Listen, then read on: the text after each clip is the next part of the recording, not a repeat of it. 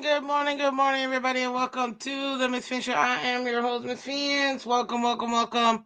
Thank you so much for coming through, guys. Hit that like button, hit the like button.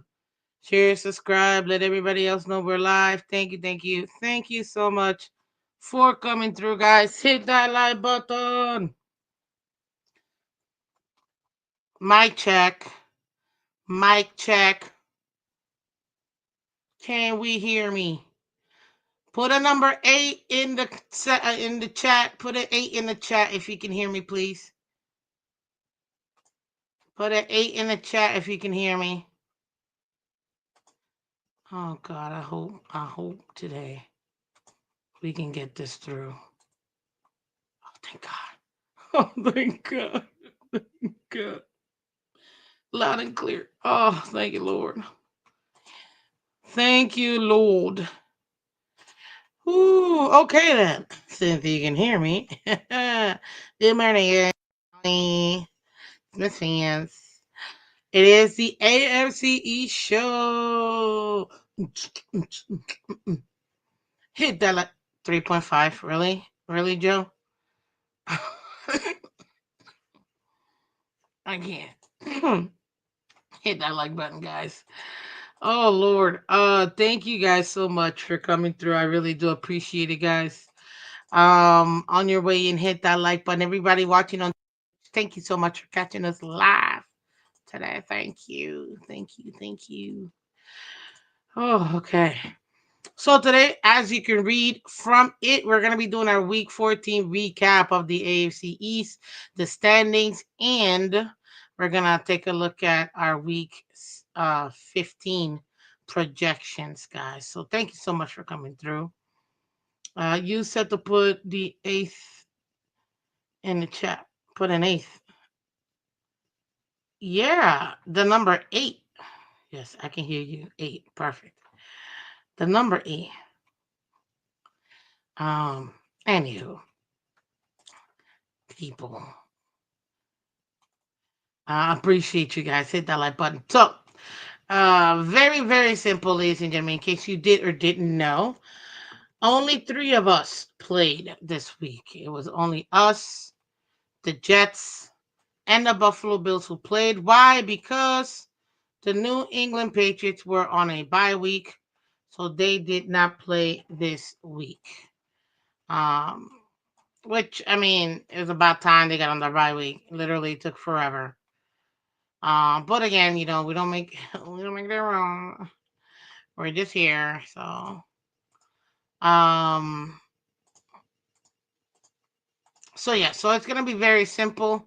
We didn't really have to deal much from the Patriots because again, they didn't even play. They were on their bye, which is good for them. So there you go. Unless I messed up and they didn't have their bye. No, I'm pretty sure. Yeah, they had their bye. Anywho, so ladies and gentlemen, I'm gonna start out with the worst team in the division, and literally the one that didn't play. So it's gonna end up being the Patriots at this point, only because they didn't play. So update alert, none really. They have. Let me take a look here, but I will talk about their next game because right now they do have a game. Let's take a look at that real quick. Let me share my screen for you peeps. So you guys can. What's that word I'm looking for? You guys know it's Jim Carrey. Jim Carrey. Jim Carrey. Jim Carrey. Smoking. Like the Mask. I love him. Shout out to everybody in the chat. Dolphin Don, Aquavision, Fifth Senator, Steve, Mean Green, welcome. Happy Wednesday, guys. Thank you so much. Of course, Joe Riss being the awesome member of the channel. Another awesome member of the channel, Adam S. Thank you so much for coming through. Another awesome member, Michael K. Texans by 14, of course. Oh Lord. Um, let's see here. Okay, so taking a look at the Patriots and their upcoming matchup, because that's literally all they got right now. Boom, boom.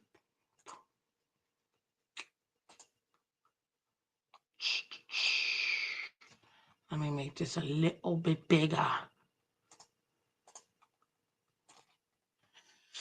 Real quick, coming into the game, the New England Patriots are currently 31st when it comes to points scored for their offense. They're the 31st team at 17 points per game this season. So when it comes to their defense is giving up 23.6 points per game, making them 20th in the league, ladies and gentlemen. As far as the Arizona Cardinals, they are currently right now the 18th best team when it comes to points scored at 21.8 points per game. And they are ranked 13th in points against for their defense at 22.2 points game. Let me zoom in here real quick for us to see. One more. Yes.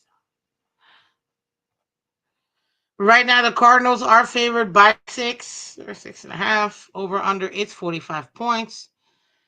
Patriots are only getting a 28% chance of winning this game. And Cardinals 72 point a chance. Now, this is one of the main things I wanted to kind of focus on real quick for the Patriots, since this is the only thing we got to talk about as far as for them. Look, Drake May is obviously a rookie, but taking a look at these rookie numbers, I'm actually very impressed with him. Um, 11 touchdowns, 8 interceptions. I get it, that's a lot of interceptions, but to be fair, he's still a rookie. So I like the way I see him when it comes to this season. Now, for me, comparing him to, let's say, a Mac Jones who played before, I actually like Drake May better. I think that Drake May is more athletic than Mac Jones, and I think he has a better ability to see the field than Mac Jones. And you could even say that perhaps he even has a bigger arm as well.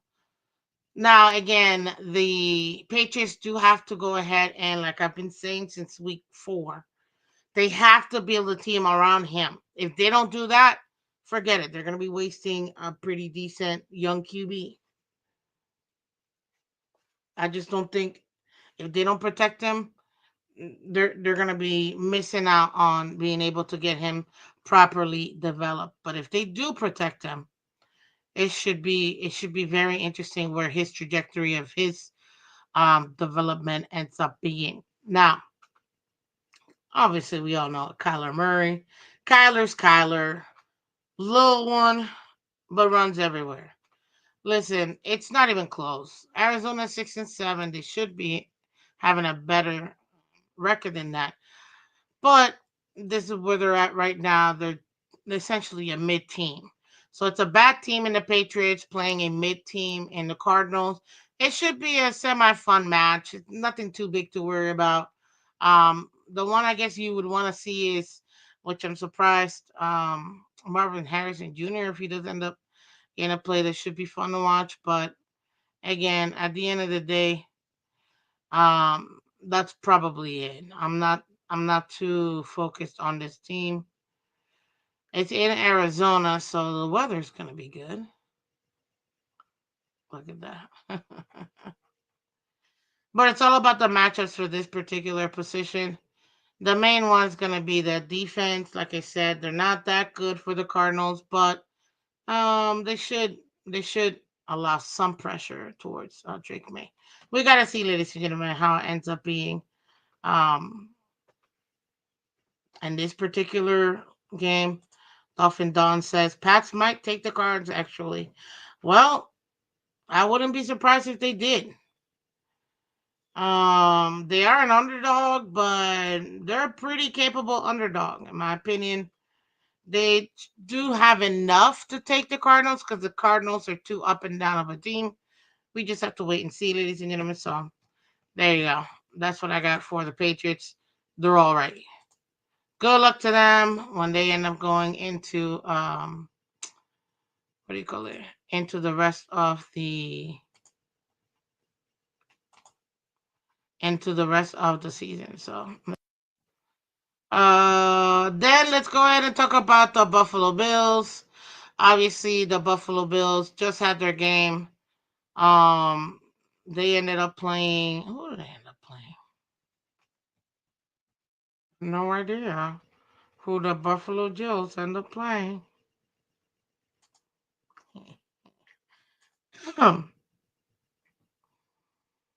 Ah, that sweet, sweet nectar.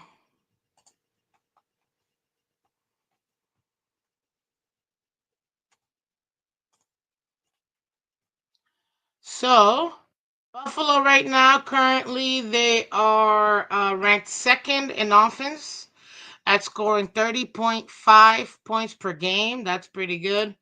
And they are number 8 in their defense at only allowing zero point 0.6 points per game. That's always a good matchup when you can keep your opponents at a lower amount that your offense can actually score. So essentially 30 points for the offense, 20 points for the defense.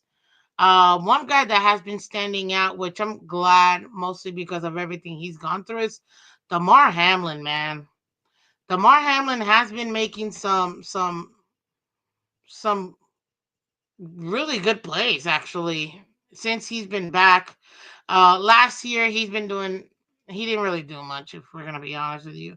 I think he was still kind of recovering from literally dying on the field, but um this year, man, the one guy that I keep seeing running around the entire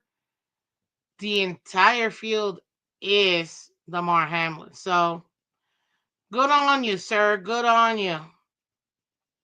That's uh that's always a good thing. Very happy for him because you don't ever want to see guys that, go through stuff like that and they don't really get an opportunity to shine, let's just say. Now this is game coming up is the game of the week in my opinion. But before we talk about the game that came to be, ladies and gentlemen, a massive L. Ah, and I gotta give a special shout out to my co-host, Mr. Color Commentary. He did call it. I wasn't too sure. I wasn't willing to gamble, but he was, and he called it. He said, I see the Rams taking this game, and I'm like, yeah, but I don't know. I don't know. I just didn't want to. I didn't want to commit to it, but hey, he definitely called it. I gotta give it to him. Excuse me. Color said none of us had the score. I barely had any score. Oh my God. You put both of our scores together and it still doesn't even come up with us as much. What is this? 86 points between both teams? That's insane. It's a lot of points. But he did pick the Rams, so congrats with Color. Now, as far as this game, there has been some debate this week, ladies and gentlemen, as far as, you know, did Josh Allen do enough to win? Does he take this loss? Like, who do you blame for this loss? Um, I've heard it so much from because again, I don't. It's not just me. Whenever I do get an opportunity, I try to listen to other content creators, especially like non-Dolphin content creators, just to see their point of view. We all have our point of view of our own team, but it's always good to have a point of view of someone else opposite of you. You know what I mean? So one thing that I noticed was, man, everybody was pissed at this particular game because they felt that Josh Allen did enough to win this game. I mean, holy smokes. Their offense overperformed by 12 points. Their average by 12 points. With that being said, you should, in theory, be able to win. However, their defense massively underperformed. According to the AP, Allen sets NFL mark with three passing touchdowns, three touchdown runs. But Stafford's Rams hold off Bills 44-42. Matthew Stafford and the LA Rams had to pile up a vertical, veritable mountain of points. Okay. Yards and time of possession advantage early on to give themselves even a chance against the Buffalo Bills' ferocious fourth quarter rally and historic run. What do they mean? Well, very simple, ladies and gentlemen. You can see right now in the first half, this is where they lost the game, ladies and gentlemen. They only put up one score each quarter, ladies and gentlemen. Um, and I think I read a stat that Josh Allen is the first quarterback to have six touchdowns and lose the game or something like that. The first ever. No other quarterback has ever had thrown, six touchdowns in a game and lost the game. Six touchdowns. He's the first one, which, hey, it happens. But look at this offense. One touchdown each quarter. Like, you lucky he came back and put up 21 points in the fourth. This is that too, a stat line. I'm telling you. This is giving me Ravens, Dolphins, what, 2 years ago or 3 years ago?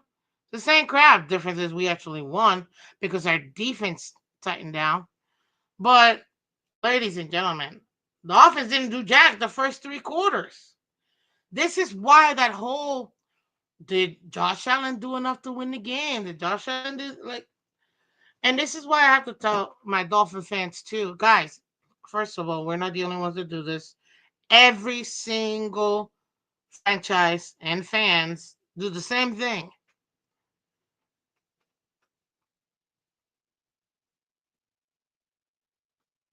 He literally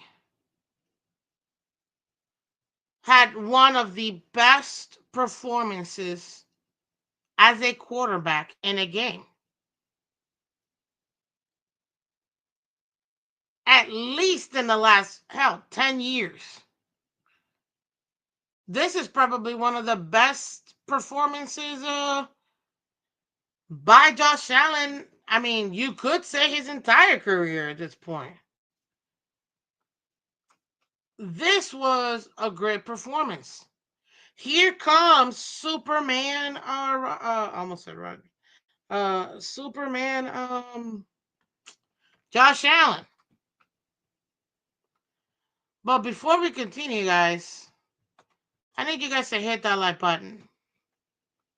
Go ahead and hit that like button, guys. Hit the like button. Hit the like button.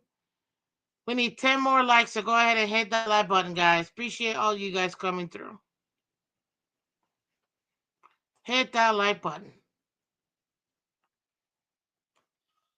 Look, that offense put up 42 points. Holy smokes, three touchdowns in the fourth quarter. Woo! But it still wasn't enough. Granted, obviously their defense couldn't stop nothing. And I'm not even surprised that it ended up being a shootout. We know who the LA Rams are. It's not like they won a Super Bowl or anything like that recently.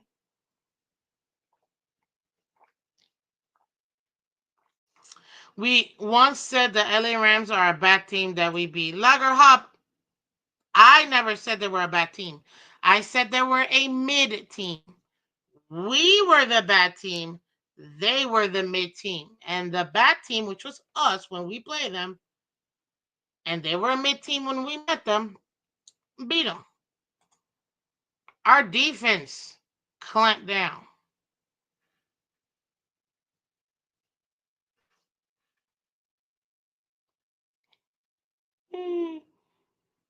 Yeah.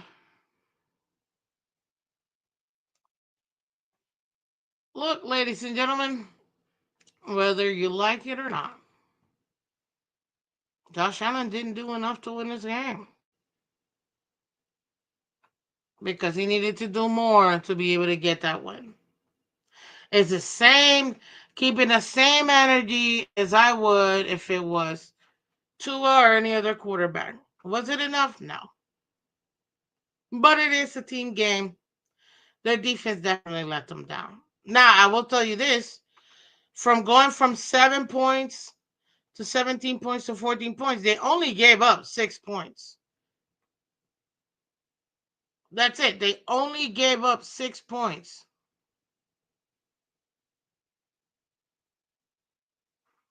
That's it. But them 6 points, that's what made the difference.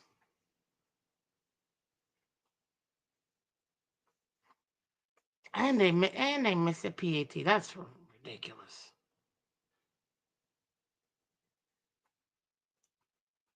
That's ridiculous.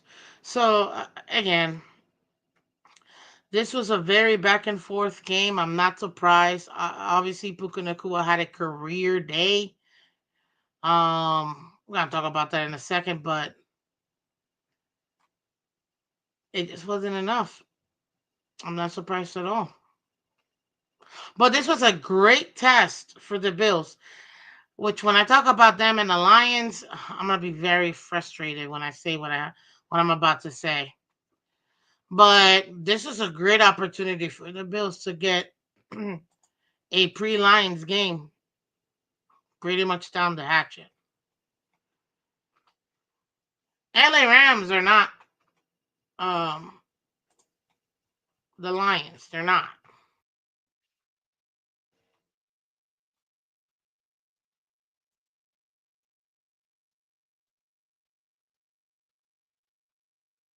Right now, let's see here.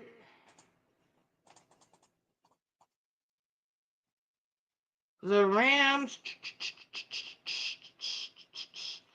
their offense is ranked 16th in the league, middle of the road, at 22.9 points a game. Let's say 23 points per game. Their defense is allowing 25 and a half points per game. They're ranked 24th right now. That's a mid team. I mean, there's no other way of putting it. They're a mid team. They are a mid team. But that mid team beat a good team in the Buffalo Bills. You don't gotta like it, you don't gotta agree with it, but that mid team beat a good Buffalo Bills team. Now, the Rams had every single player super healthy, and that made a difference. And Puka Nakua had a career night. Don't get me wrong, Cooper Cup still did his thing, but Cooper Cup really was more like a how do you say, a um just really there to kind of distract. Miss Phins should have been 50 points, but they called bogus push off from Robinson. I'm not surprised. Remember, we all know the narratives, people. We know what the media is doing, and since I know a lot of people believe that all of this is rigged anyways, what do you expect? Hit that like button, guys. Hit that like button. We need 10 more likes, guys, so hit that like button, please. Thank you very much. Hit that like button. Um, yeah, before I continue, I'm gonna need you guys to hit that like button. So go ahead and hit that like button real quick. I'm not done with the bills, but I do need that like button to be hit. Thank you so much. Also, to reminder, you can find Miss Phins Monday to Friday, 8 a.m. Eastern, every Monday to Friday, as well as you can become a member of the channel. Channel. Channel. Also, too, please, let's go ahead and keep it clean, ladies and gentlemen. You don't have to agree. You don't have to, please debate. Just be kind to each other. That's all. Appreciate you. And like I always say, we win together, we lose together. Dolphins for life. Let's go. Thank you, thank you, thank you, guys. Come check it out too. Tonight we do have our League Wide Wednesday, ladies and gentlemen. So thank you so much. Myself and my co-host, Mr. Color Commentary, will be live tonight on the show at 8 p.m. and we will discuss our Week 14 recap and our Week 15 reviews. Go ahead and check that out. And again, thank you so much for coming through on the AFC East show this morning. Really do appreciate you. Shout out to all the new members. Shout out to all of the new subs. Thank you, thank you, thank you, guys. Thank you. Why? Because it takes no talent for you guys to become a member of Miss Fans. Thank you, thank you, thank you so much. Much appreciated. Okay. So let's continue here. Now, again, great comeback for Josh Allen. Just wasn't enough.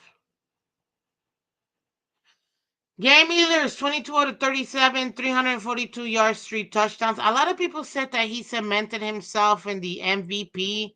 I don't think so. It was a loss. But did he maybe push himself higher in the MVP? It'll probably be the only thing that the Bills will ever actually win. So maybe. Do I think he's the front runner? A lot of people do think he's the front runner. We have to see how the rest of the season pans out, obviously. But so far, I don't know if I can disagree with them, especially with this kind of performance versus the Super Bowl winning LA Rams. Then you had Matthew Stafford, 23 of 30, 320 yards, 2 touchdowns. Josh Allen, 10 carries, 82 yards, 3 touchdowns. You see what I mean? Kyron Williams, 29 carries, 87 yards, 2 touchdowns. Puka Nakua, 12 receptions, 162 yards, 1 touchdown. And Shakir, 5 receptions, 106 yards, 1 touchdown. Ladies and gentlemen, if you don't know your team or opponents by now, you should already know one thing I always tell you. If Josh Allen has to be the superhero, that's a hit or miss for them to win. He shouldn't be the leading rusher. He should not be the leading rusher. Now, Bills were favored by 3.5 points and still lost. Look at this. It was almost a pretty even game between both of them too. 445 total yards by the Bills versus the 457 yards by the Rams. Neither team had a turnover, and the Rams had 28 first downs versus the Bills 25 first downs. It was pretty much an even game, except this. The Buffalo Bills defense was on that field for almost 40 minutes. Almost 40 minutes. That's never a good thing. If your defense has to be on the field for over 40 minutes, you're not going to be able to stop many people. Miss Fitz, did you watch the Simpsons Monday night coverage? No, I didn't. I didn't really even watch the game. I watched a few minutes of it, to be honest with you.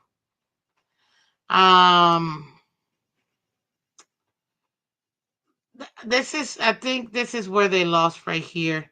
That time of possession was just overwhelmingly for the Rams. Now, I will tell you this. There was a lot of productions in the 21 and a half minutes that the Bills had, the ball, but they were scoring. What this tells me is the Bills scored and they scored fast. They weren't having long drives to kind of keep the time running. And the Rams were doing that. The Rams were having long drives. They were keeping the ball rolling. They were keeping the first down. It was dragged down. Now, granted, um, what's his name? Williams, Karen Williams. He only had 87 yards, guys. He did have two touchdowns, but he only had 87 yards. Excuse me. He only had 87 yards.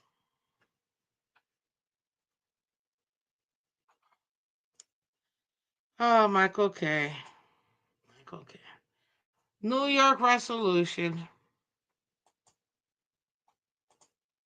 My new resolution last year was to not hit the like button. I make the same one this year. Okay, good for you. Then hit the dislike button then, Michael.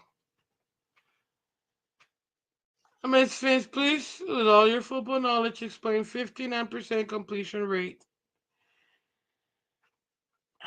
I'll get to that in a second. Um, they didn't obviously focus on the passing game to beat them. Essentially, the Bills said, "Okay, Matthew Stafford, you're gonna have to beat us," because Kyron Williams really, I mean, he had 29 carries. That's a lot, but it's only 87 yards. With 29 carries, you would expect for him. And if I go to the full box score, I'm sure this is gonna be whatever his average is for the Rams. Let me see. Rushing. He only averaged 3 yards per carry. That's actually pretty good by the Bills defense to only have him like 3 yards per carry. That's pretty good. It took him 29 carries to get 87 yards. I mean, typically speaking, he should have had honestly well over 100 rushing yards with 29 opportunities. Yeah, absolutely. But what did they say? You know what? We're gonna stop you. Matthew Stafford, though, they're like, you're gonna have to beat us, and he did. Look, 97.6 QBR, 132.6 passer rating, no sacks, no pressure whatsoever on the quarterback. He had all day to throw the ball, averaging 10.7 yards per play. What do you expect? That's a first down every single time. That's not good whatsoever. And Puka Nakua being their number one target, even though Cooper Cup, again, I told you Cooper Cup was a good distraction to the opposite side, or even when they were lined up on the same side. Cooper Cup was 5 of 8. He still had 92 yards. He almost broke up 100 yards and a tutty. Puka Nakua was 12 of 14, had a career day, 162 yards, one touchdown. But look at the yards, the average yards per play. 18.4 for Cooper Cup, 13.5 for Puka Nakua. Who are you stopping, sir, ma'am? Who are you stopping? And on top of that, too, these guys are finally like actually healthy. Ooh, teams are gonna have a very hard time. Even Tutu Atwell was 3 for 3 for 45, averaging 15. Look at their longest 37 yards for Cup, 21 for Puka and Atwell. That's not good as a defense. Now, let's see here.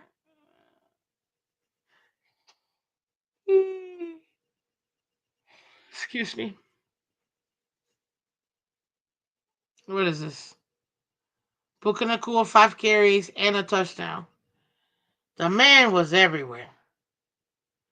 This Bills defense it just couldn't stop. It couldn't get to the quarterback, and it couldn't stop um the receiving. Josh Allen, 22 of 37. Now let me get to Mr. Crybaby of the room.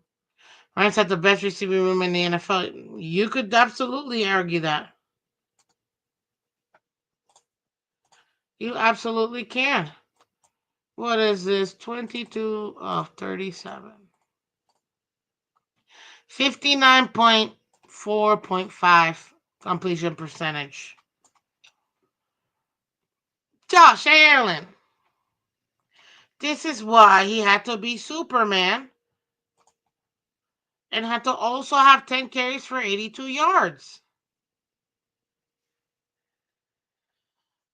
You know me. I said this before. If the Bills, when the Bills put James Cook, who's their number one running, or I guess number two running back,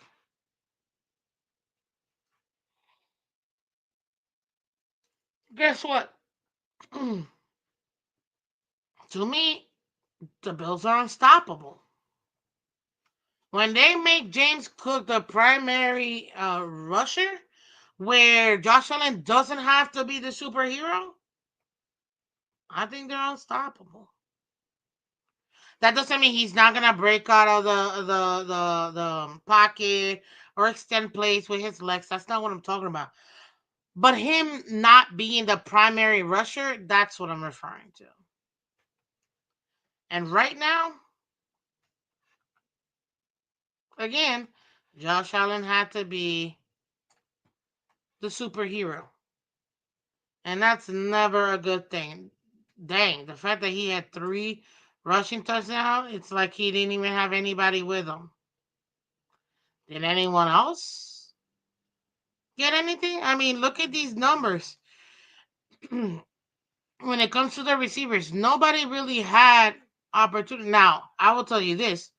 Amari Cooper, bro, 6 of 14?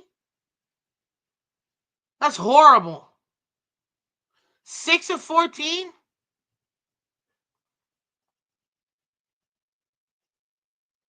That's well below 50%.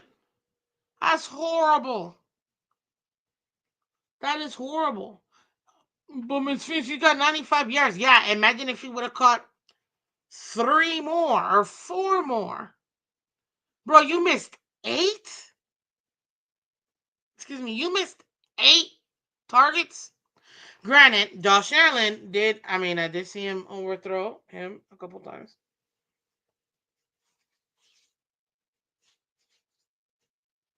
But 8 missed targets?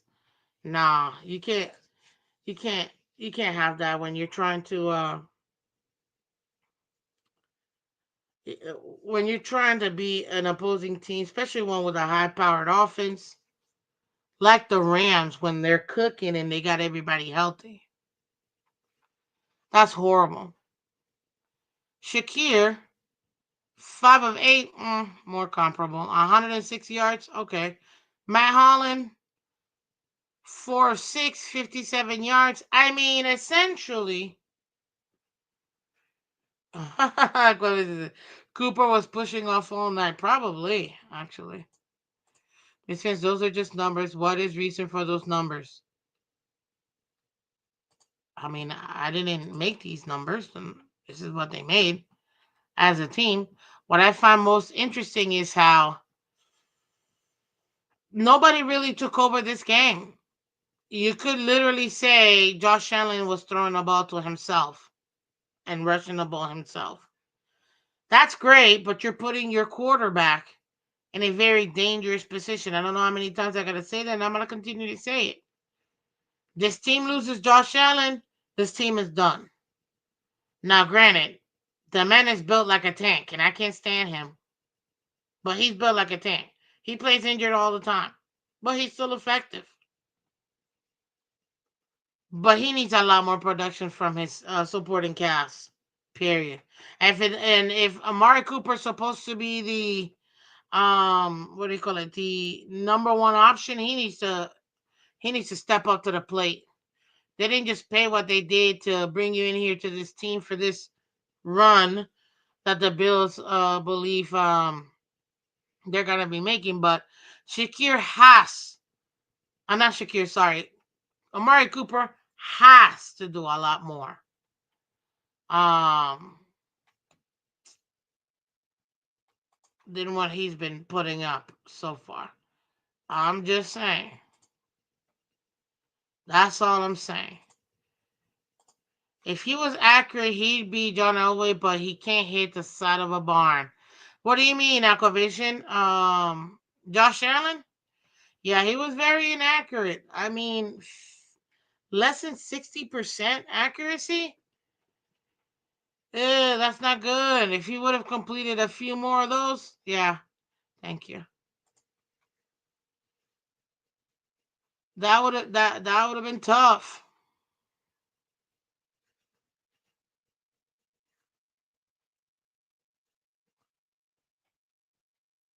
Like, but this is just telling me Josh Allen had to be superhero again, and no one player, I don't care how good they are, can win a game. It's a team sport.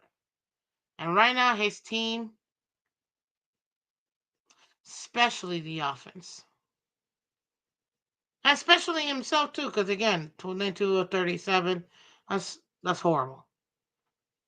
Not good. Not good. In that aspect, he needed to be better. He needed to be more accurate. Absolutely need to be more accurate. But again, everybody keeps saying he had such a great this game. Put him in the forefront of the MVP conversation. I'm like, I don't know, but all I know is, again, it's another good game where Josh Allen had to be superhero. But until the Buffalo Bills realize that this is a team sport and not the Josh Allen rodeo show, they're not going to win anything. Oh, except more, divisional banners at this point. Until one of us in the division beats them, it is what it is. I can't. I'm so mad at my team for not winning the division last year that I'm over it. I'm over it. So yeah, ladies and gentlemen, I took a lot of time to talk about this game because of two reasons. What I'm about to talk about in this upcoming game that the Bills have. This was the preview to what the Detroit Lions and the Buffalo Bills game is probably gonna end up looking like. Probably gonna end up looking at. This is the thing again, and I'm gonna say it one more time. Until the Buffalo Bills play a complete team game, 42 should win you any and every game.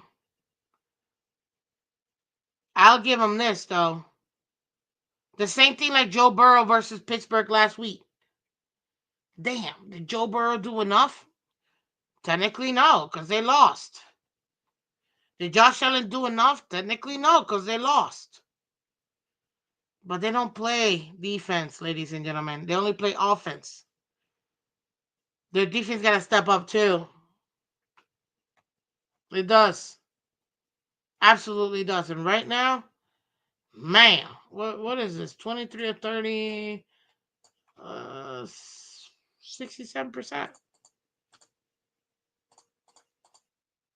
76.6%. I mean, come on.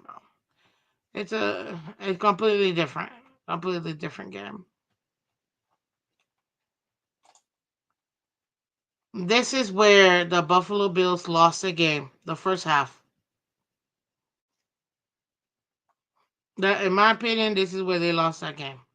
Well, I guess the first three quarters. Dude, like, what is that? 21 to, I can't even, 21,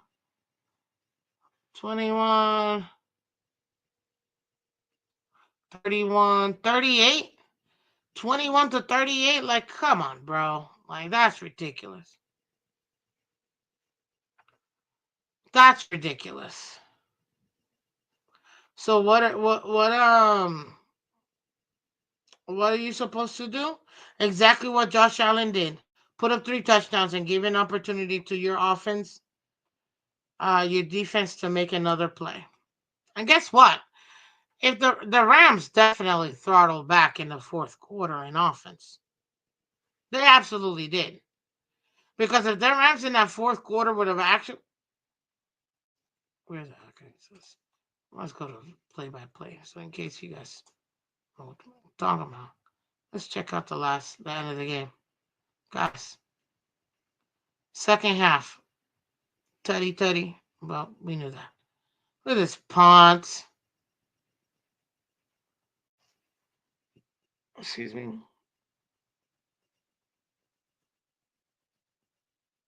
Touchdown. Yeah, this is the last touchdown that they had. They absolutely they weren't going to ham in that fourth quarter. All they were doing is just maintaining the game. Okay, okay, okay, okay. Here we come. Here comes the Bills. Da da da da da. They're punting the ball away. They're not even focused on. Nope. Punt.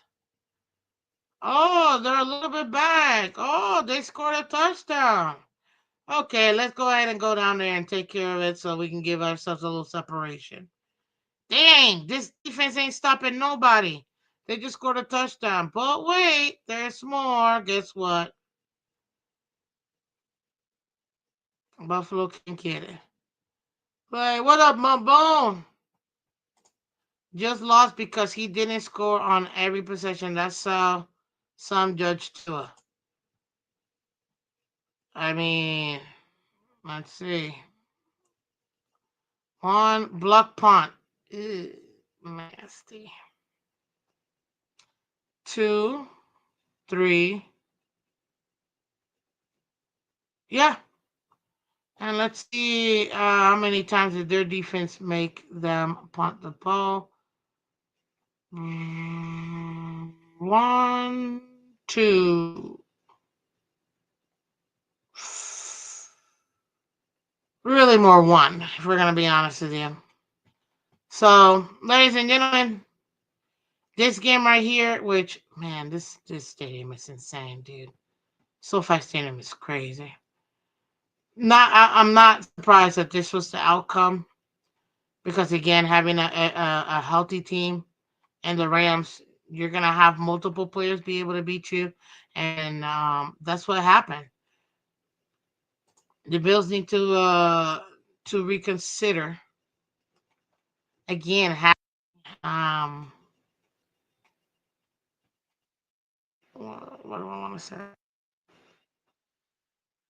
Having an opportunity to not have um Josh Allen be the superhero.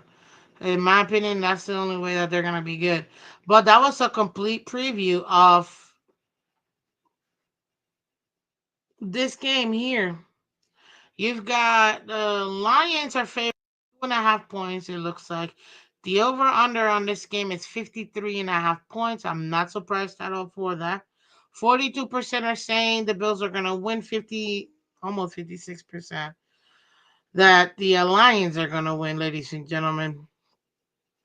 23 touchdowns to 5 interceptions for Allen. On the other MVP talk, quarterback is Jared Goff, 25 touchdowns, 10 interceptions. You got James Cook and Jameer Gibbs. Cook with 11 TDs, Gibbs with 10. You've got Shakir with 3 and Sam Brown with 9 touchdowns. Everybody's obviously questionable. Morris, Kincaid, Coleman, Razul, Hill, but they're all expected to play this game, so I don't foresee anybody really being out. Aiden Hutchinson, we already know he was placed on the season-ending IR. Which this is what I find even more interesting about this Detroit Lions team. Aiden Hutchinson to me is their number one defensive player, ladies and gentlemen. He's a huge loss. And somehow this team is finding ways to win games. That offense is stepping up and putting up even more points than they need to. To me, this right here ends up being one of the best games we're going to end up seeing all season long, ladies and gentlemen. Some people might even say this might be the preview to the Super Bowl. Now, I'm not willing to go that far. I do expect the Lions to be the ones representing the NFC. But, and this is why I didn't want to talk about this game. This is why I didn't want to talk about this game. Because unfortunately, I'm going to say something I don't want to say. But, ladies and gentlemen, let me take my Homer hat off. Get some water before I sing.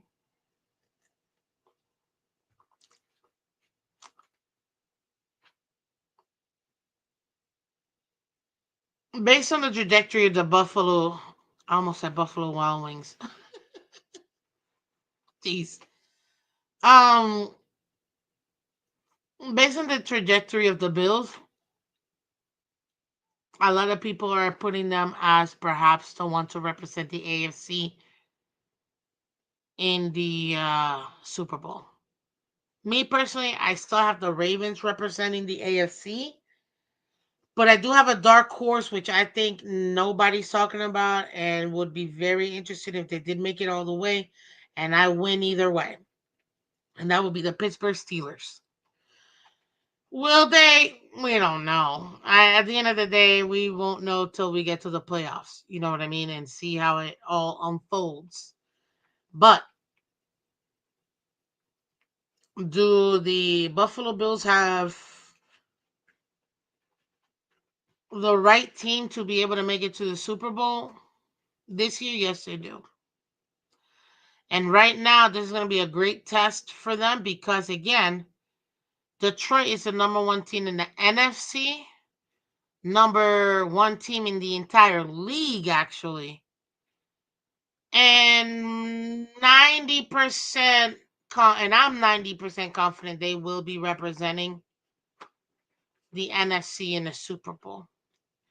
And if it ends up being the case in somehow, some way, because we all know Buffalo does not want to see Kansas City in the playoffs because they can't beat Kansas City in the playoffs. They'll beat them up and down in the regular season, but they can't beat them in the playoffs. Playoff Kansas City Chiefs reminds me of the Patriots within the last 20 years when they were winning their Super Bowls. And Bill Belichick was he was quoted in saying there are three playbooks per team. You have a regular season playbook, a playoff playbook, and a Super Bowl playbook. And to me, that same mindset, that same concept, I'm seeing the Kansas City Chiefs deploy as well. Because we see that they're winning games they shouldn't be winning. No, I'm not gonna lie. Kansas City has been highly favored by the refs. But the one thing is for certain, Buffalo Bills do not want to meet Kansas City. Because yet again, they will lose to Kansas City. That's just how it goes. That's just how it goes. Um, so if somehow some other team, which is what the Bills want, beats Kansas City, then I do have to say the Bills will more than likely end up being in the Super Bowl. But even if they did, Lions are winning it all, in my opinion, this year. So there you go. Um,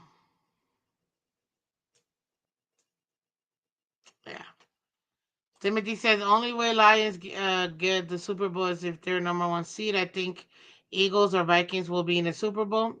I guess some people are saying that. I still got Detroit going all the way. Good morning, Tony. Says Flo will be representing the NFC in the Super Bowl as the defensive coordinator. Bring Flo home. To be honest with you, the Vikings are my dark horse for the NFC. So I got the Steelers as a dark horse for the AFC, and I have the Vikings as a dark horse for the NFC. So I wouldn't be surprised if the NFC, um, the Vikings end up making it. Remember, defense wins you championships, and that's one thing that has helped them. That's one other thing why Detroit. I am so surprised by Detroit. They literally lose their number one defensive player in Aiden Hutchinson. And ladies and gentlemen, you would have thought they weren't even missing the man. Right? The Detroit Lions are 32nd. I mean, what am I talking about? They are number one in the entire league in points scored, point game, and points for at 32.1 points per game. Bills are number two.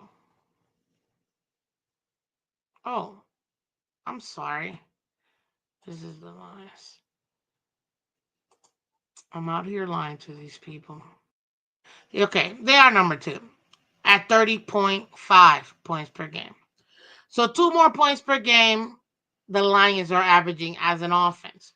When it comes to the defense, the Detroit Lions are second in points allowed at 18 points allowed without their number one player. I still can't believe this. I still can't believe this. Bills will lose to the Chiefs, yet you picked Dolphins to beat Bills not once but twice. Make that make sense. I don't know who you're talking about or who you're talking to. But if this is directed at me, the only time I picked the Dolphins to beat the Bills this year was at home week 2. That's it. Moving on. Bills taking a wild card exit. I don't know. I don't know, man. I won't go that far.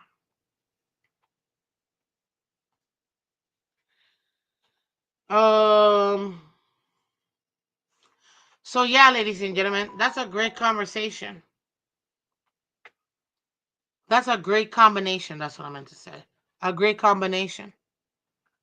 You got the number one offense at 32.1 points per game, tied with the number two defense at 18 points per game allowed.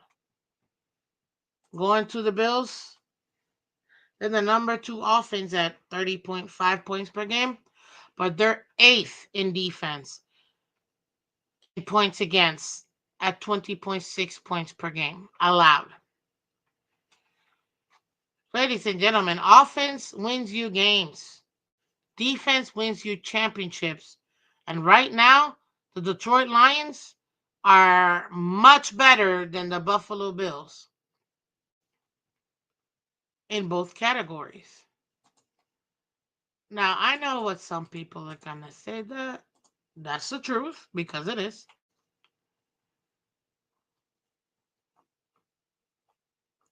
And the Lions, I still can't get over this. They're doing it without their number one defensive player.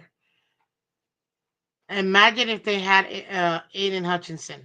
Ooh, holy smokes! They actually probably would have had what do you call it?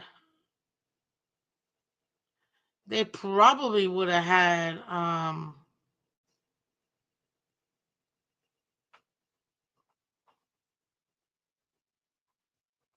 the number one defense. Oof.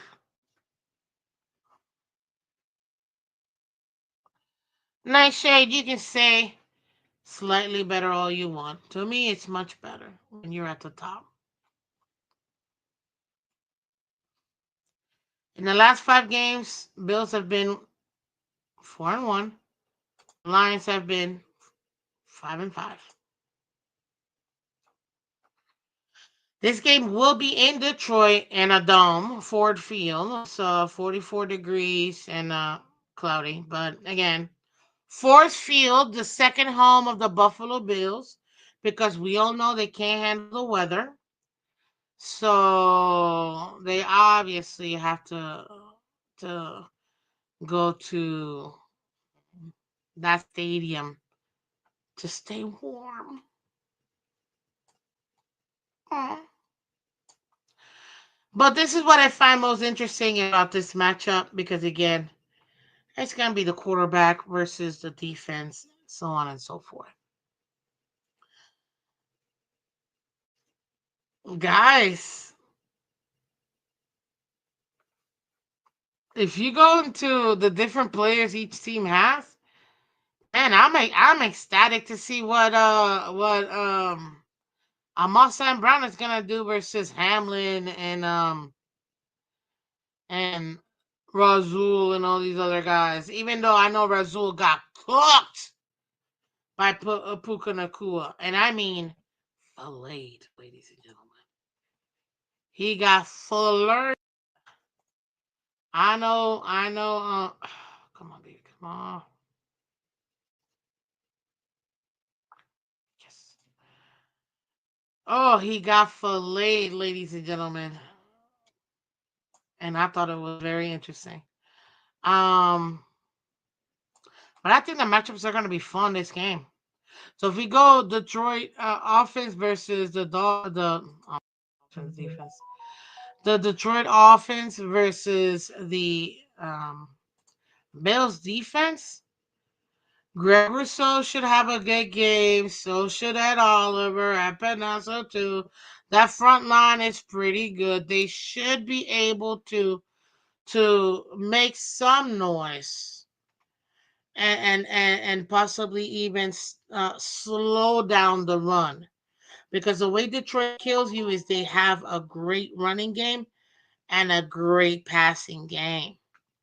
They got great players on both sides between David Montgomery and Jameer Gibbs, which they called Sonic and Knuckles. God, they're so adorable. I love them too. And I love the name too. But you got Sonic, you got Knuckles. That's a 1-2 punch no team wants to see. They're both versatile running backs. And I'm telling you right now, that Bills D line is gonna have some problems.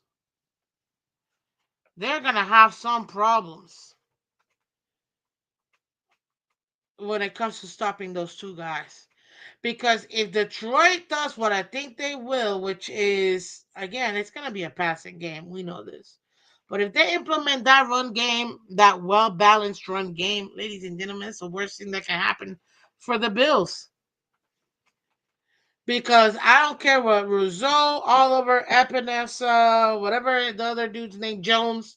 I don't care what they do in that D line. Even Matt Milano's a linebacker. Where he comes in, if he shoots any gaps, ladies and gentlemen, one thing I can tell you is that offensive line for the Detroit line is so good and opening up holes for those running backs. That play action that Detroit loves to run too, it's gonna eat away at that D line for the Buffalo Bills.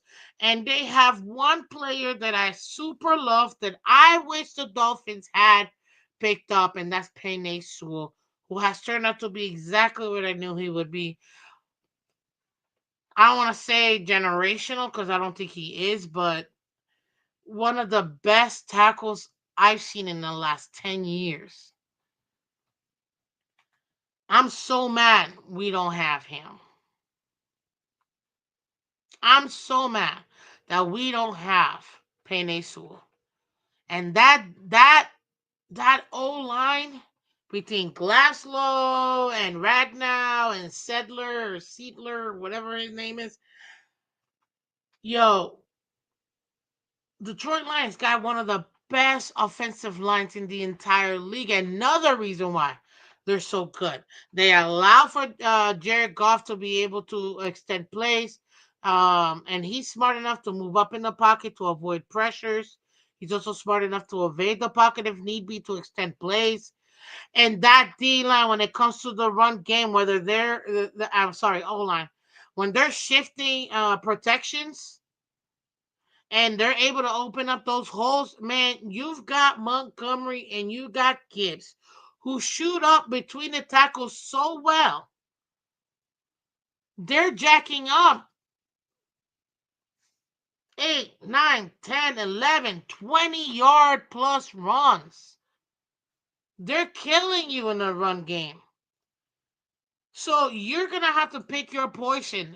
Either they beat you in the air, which you already know, that between Amon St. Brown and between Williams and between Patrick, they're able to help you. And let me not get started on who I believe, another player I wanted, is one of the top 5 tight ends in the league in Sam Laporta.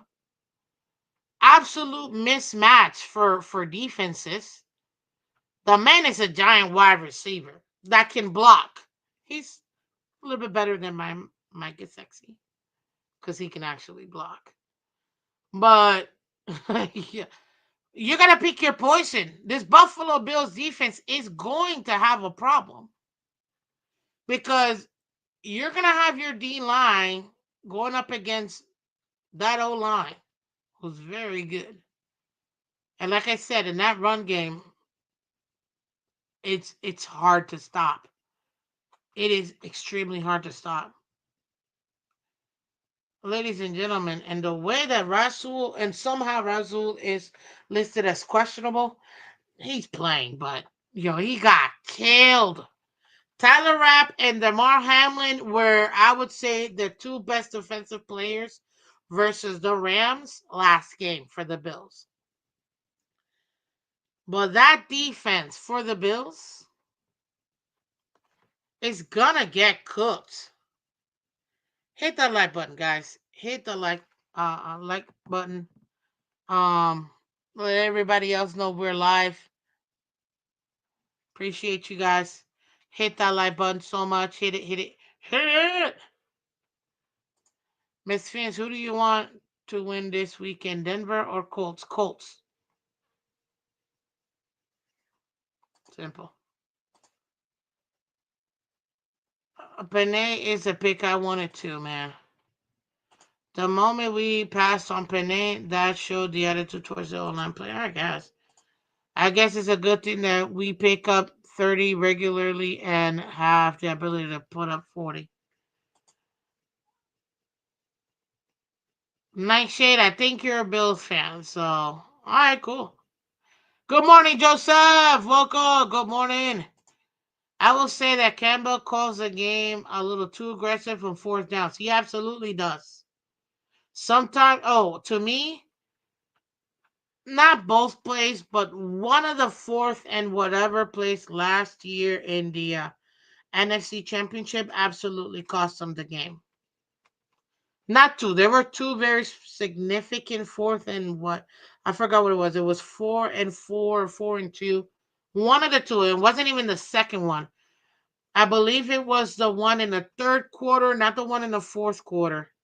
The one in the 3rd quarter in the NFC Championship from memory. I think that was the one that cost them the game, in my opinion. So we gotta see. Lagerhub says Bills will pull the Dolphins of last year. Start strong, finish weak. I don't know. I don't know about that, man. Bills are one of the best teams in the AFC. You can't deny that. I don't like saying this, but the truth is the truth, ladies and gentlemen. But back to this offense, Detroit offense versus the Buffalo defense. The Buffalo Bills are so lucky They just played the Rams. Let me explain to you why. Because now they essentially have a semi blueprint of what to do versus the Detroit Lions. An extremely high powered offense with an even better defense in the Detroit Lions. Guess what? They just played a mid team that played like the number one seed in their in conference.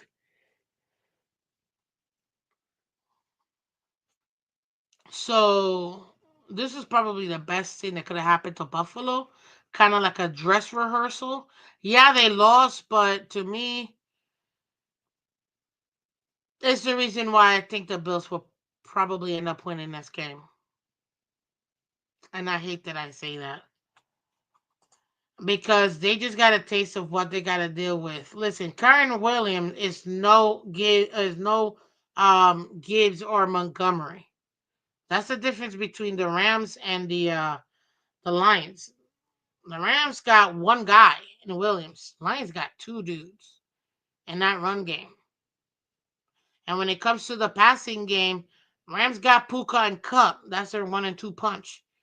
But the Lions, they got Amon Sam Brown, James Williams. They got Laporta. They've got, heck, you could even say Allen Robinson too. They've got really good players. And once in a while, you hear Tim Patrick's name as well in that offense, especially for the dinking and dunking part. So this is a much better team than the Rams, but Bills already went through the dress rehearsal. It's only going to make the Bills even better when they face the Lions, which pisses me off because I almost wish the Bills would have won that game versus the Rams because I don't believe they're going to lose 2 games in a row. I know, I mean, as a Dolphin fan, I want them to lose 2 games in a row, but I don't believe they will. I really don't. I don't. Real Shake Money. Welcome, sir. Welcome, welcome, welcome. Much appreciated, man. Thank you so much for coming through. This is a huge game, ladies and gentlemen. A huge game. It could literally be the preview to the Super Bowl, whether we like it or not. But because the Bills had their,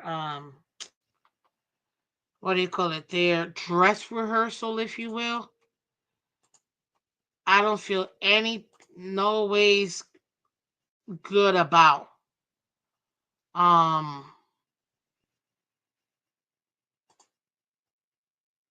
the Bills in this game. I mean the Rams.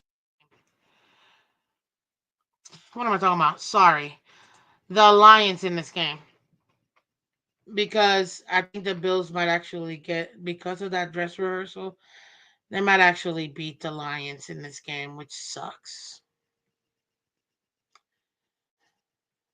So yeah, ladies and gentlemen, this is why I didn't want to say because of the way that the Bills played versus the Rams. I think that they're gonna end up beating the Lions. Um, but tonight on League Wide Wednesday, I'm still picking the Lions. On my pick'ems, I'm still picking the Lions.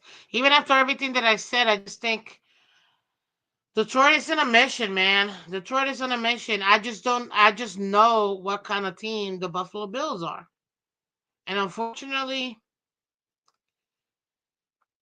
they're a pretty good team, and they just went versus a high-powered offense and just missed the mark.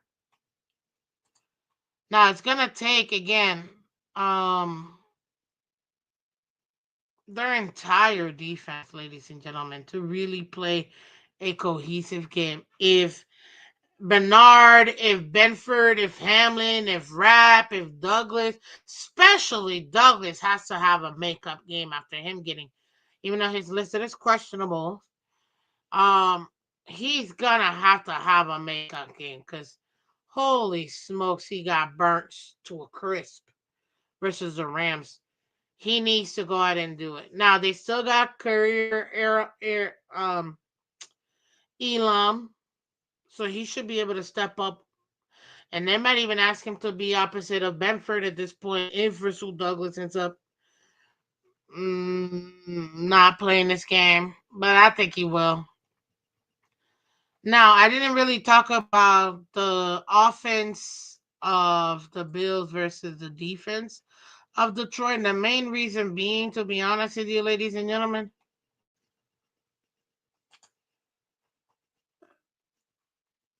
it's Josh Allen. Josh Allen and Josh Allen. Like that's it. That's the Bills offense. Josh Allen and Josh Allen and Josh Allen. That's the only downfall I have for the Bills.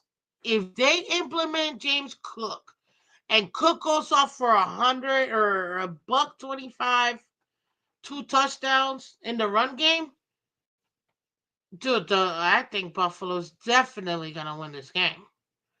But it's not gonna happen. Why? Because Josh Allen has and feels the need that he has to be the superhero. It's only so much one person can do. And to me, that's the downfall for them. I'm not worried about the defense for the Lions because guess what? That defense is ranked number 2. It is absolutely ranked number 2, and they are good, ladies and gentlemen. That 4-3 base defense between Smith and McNeil and Reader and Pascal, that D line is insane. So I can see how they will be able to get after the quarterback, and they'll be able to go ahead and honestly stop that run, which is only going to force Josh Allen to have to play superhero ball. And that's when I think it'll be their downfall for the Bills. That's how I see the Bills losing. So we gotta see. But hey, I would have to say, yeah, because the Bills just had a essentially dress rehearsal versus the Rams, who was a powered offense. This game that they played versus the Bills, I think the Bills kind of have an idea, at least their defense, of what they need to do to stop a high-powered offense with Detroit. I think the deciding factor will have to be the Bills defense versus that offense for Detroit. That's the only thing that I can see where maybe perhaps the Bills will be able to go ahead and get sort of win. It's gonna have to be with their defense. Just saying.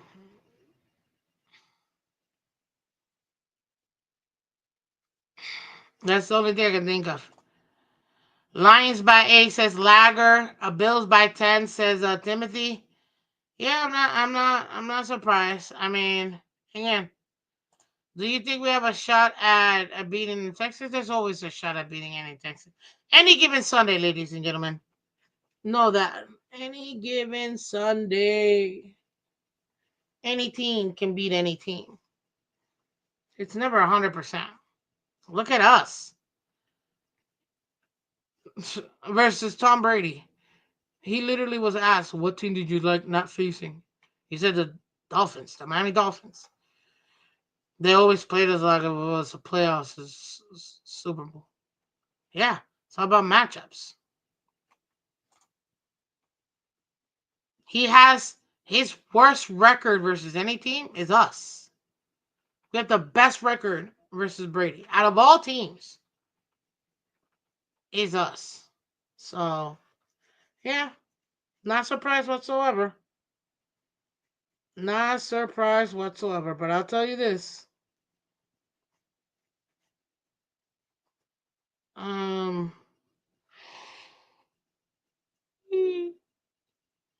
this should be a fun game to watch. And this is a 4 o'clock game on CBS. It should be nationwide. I'm sure Color's gonna tell us tonight on League Wide Wednesday. So come check us out at 8 p.m. guys. It's gonna be a fun game like we always have every single Wednesday at 8 p.m. Come check that out. And again, thank you so much for coming through the AFC East show this morning. Because it's a great way to do it. Why you ask, I pretty much spent an entire hour on the Bills is because, well, the Patriots didn't really have anything going on. They were on a bye, and their game was versus the Cardinals. Blah, it's like whatever. Who's gonna have a better draft pick at this point between those two? I haven't talked about the Jets and Dolphins because there's not really much to talk about that game either. The real games that have a lot of implication, both Bills games between Bills and Rams and Bills and Lions. You have the potential of seeing in this game the Super Bowl preview. That's insane. That doesn't happen too often. And I still say, I still got Detroit winning it all. But, it's all about matchups. Guys, hit that like button for me, guys. We're trying to get 10 more likes. Can we get 10 more likes, guys? Thank you so much. Much appreciated. Thank you, thank you, thank you. Um, Teddy says, I think Eagles and Lions will both lose this weekend. Nah.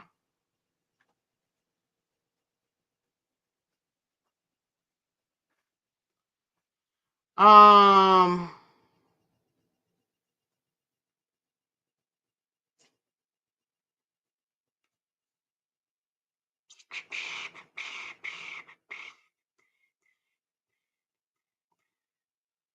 so yeah, that's it. That's all I got for this game, ladies and gentlemen. It should be very interesting to see what this game ends up being. But those are the matchups that are the key matchups in my opinion. And I don't expect it to be any better. It's 4 o'clock game, thank God. So at least I get to watch it. It's gonna be fun watching that game. I know that. Let's see. Dolphins, Dolphins, Dolphins. Okay, let's talk about.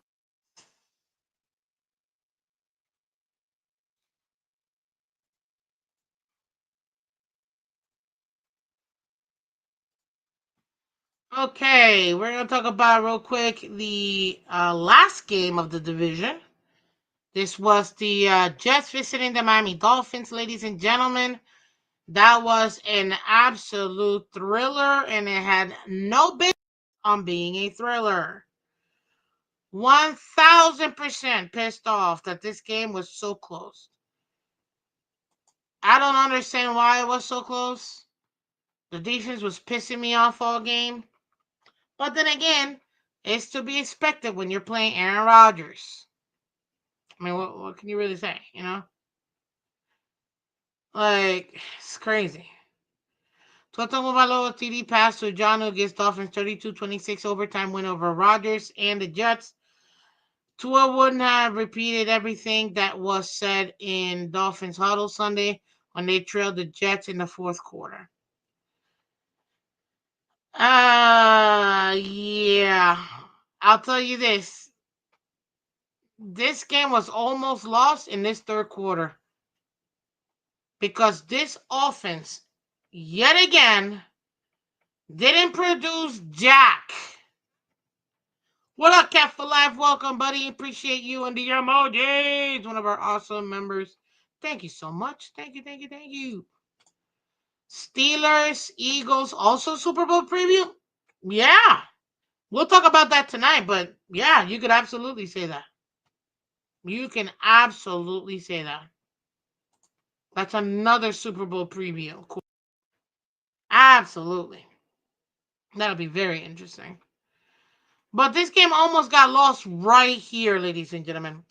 I mean, What do you mean? We won the game. You're never satisfied. No, I'm not, because I want to win games. If we were playing a winning team, we lose this game by a lot. That's what you guys don't understand. We were playing the 3-9 at the time. Jets, a bum team, trash team. This year, the New York Jets, in my opinion, are the worst team in this division. Period. Heck, and the reason why is because at least the Patriots, we know they're rebuilding and they might have actually found their quarterback already. The Jets are in shambles. They don't have a head coach. They don't got a DC. Their OC was shifted. I don't even know if the man is still in the organization. Horrible team. This should have been a blowout. This should have been a 40-13 blowout.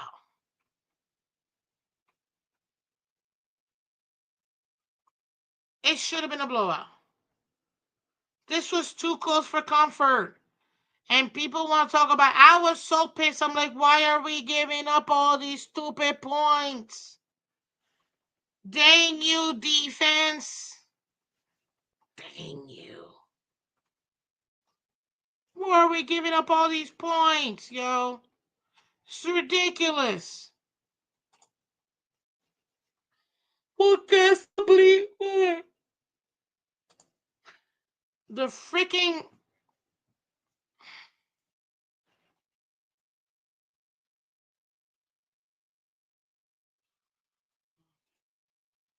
the day defense was we're giving up points. I'm like, what? Just decide not to show up. Granted, I get it. Divisional games are always going to be tight, ladies and gentlemen. If you don't know that by now, it's okay. That's why you come to watch Miss Fans, because I'm going to go ahead and let you know, okay? Divisional games are never easy. We see them twice a year. We know each other.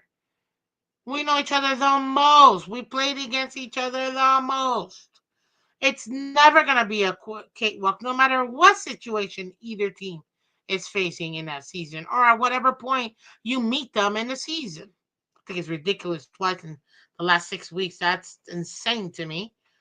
But there goes the people that make the schedule makers. So for me, this should have never been this close. And I'm very upset because this defense, why? Why?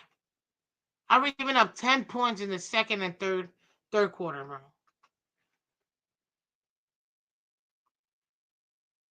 Why?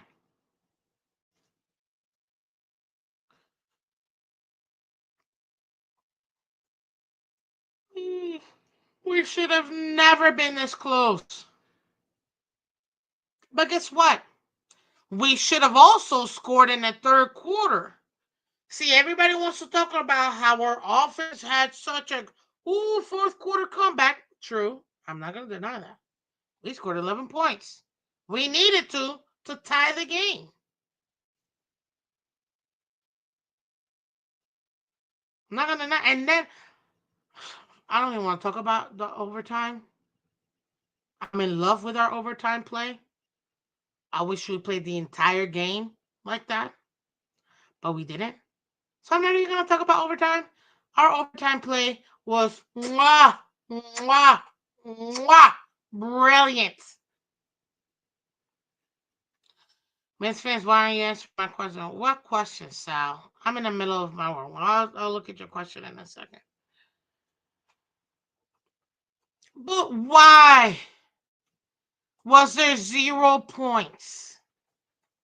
See, we want to talk about how we had, and two things will be through. See, and this is I'm glad we're here, and I'm glad that I get to say this today, because this entire week I'm not gonna lie, a little bit Mm,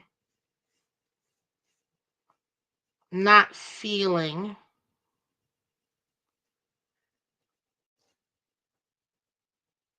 Let me not say that because if I say that, let's just say I wasn't feeling it. Anywho, guys, this offense didn't play that good. How do you go scoreless in the third quarter? We should have lost that game.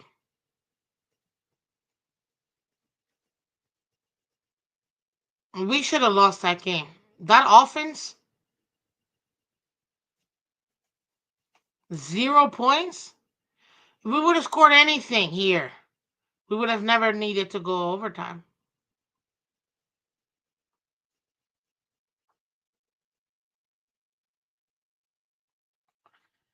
Games show that and we can play complementary football. No. This game showed that we still got the defense that we got. They're not going to give up 100 points. They underperformed by 2 points. Or what was it, 4 points? This offense needed to outperform themselves, and they did in that overtime game. They did. And I knew we needed to score at least 30 points to win this game. Had we not scored the 30 points, I did not had zero faith of us winning this game. Zero faith of us winning this game. But see, this is what people don't want to talk about. Oh, look at, I mean, I was there. It was awesome. That overtime play, when we tied it up in the fourth quarter, and then we got the ball and we drove it down and we got that touchdown.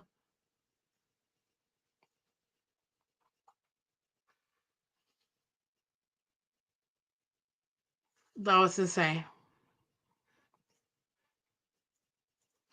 That was insane. That was insane, ladies and gentlemen. It was so amazing. It felt so good. Everything in my body was tingling. I was giddy like a little kid. It's not about when you score, it's how much you score. Okay, sure. Chiefs are supposed to beat many teams by more, but don't. It's true. It's true. This isn't going to win you games. You see, no matter how much, and key example, it just happened. I said giddy, okay?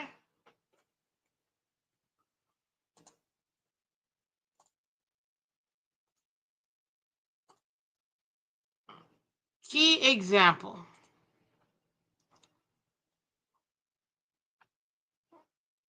The Bills just lost to the Rams.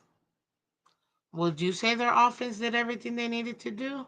No, because it took a otherworldly time, fourth quarter to be able to win that game. Their offense did jack all games. 7 points in each quarter for the first 3 quarters. Get the heck out of here.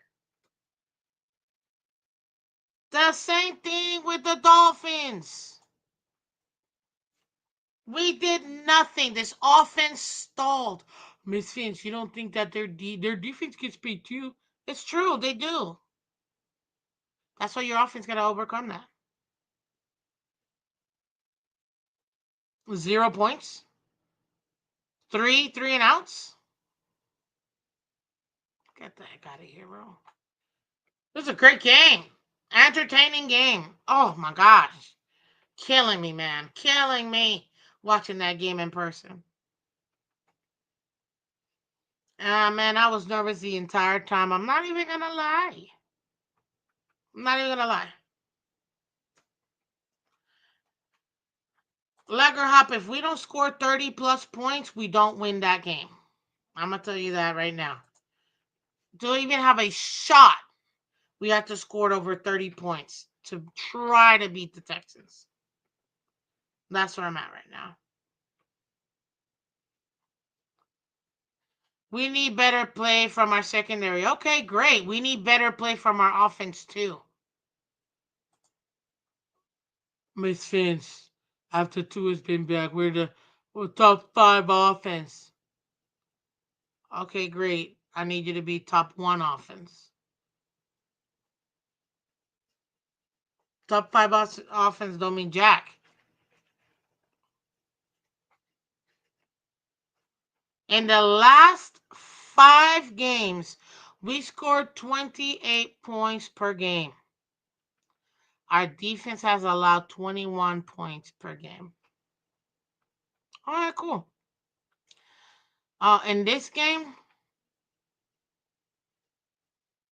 it allowed 26. If we were to score the 28, we still win. All right, cool. In all of Tua's games, ladies and gentlemen, that Tua has played this season, our offense is averaging 24 points per game.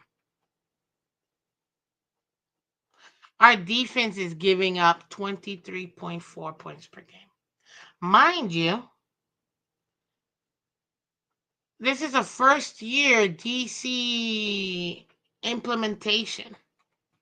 It's a new DC implementing his defense.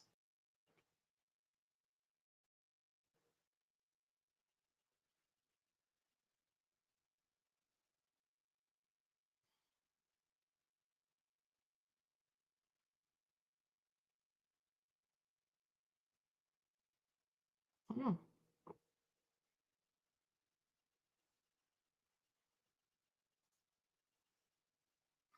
That's what we have to do. That's what we have. Okay, Miss Fins. I'll give you my question again. How whacked are Dolphins fans? Seems to a love pack after beating bum Jets, but if Adams stays and bound Jets win, is to a hate back? Um, well, I don't believe in hate or love like that for a player. Um, but if you're referring to criticism, yeah, either way. So there you go.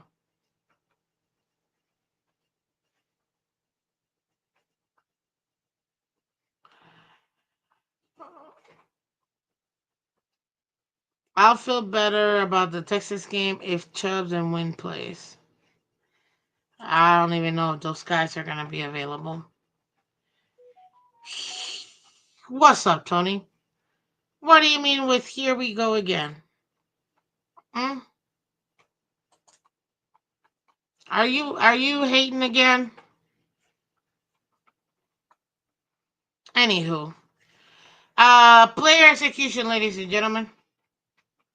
Why didn't we execute here as an offense? We could have really lost this game. Luckily, we didn't. But we can't go, especially with the schedule that we have coming up in what? Texans. What we play? We got the Texans, 49ers, Browns, and Jets. Guys, we can't afford to go one quarter without scoring. We got to be able to score at every opportunity we have.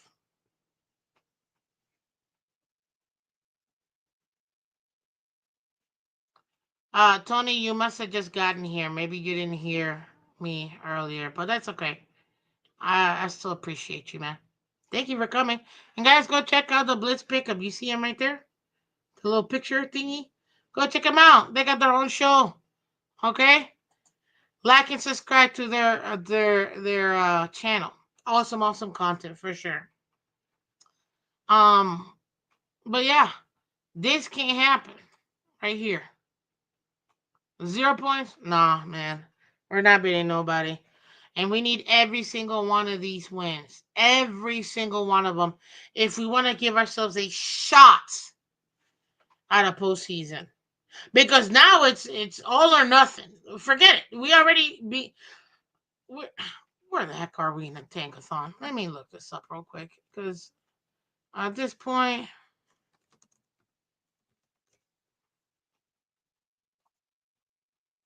where are we in the tankathon?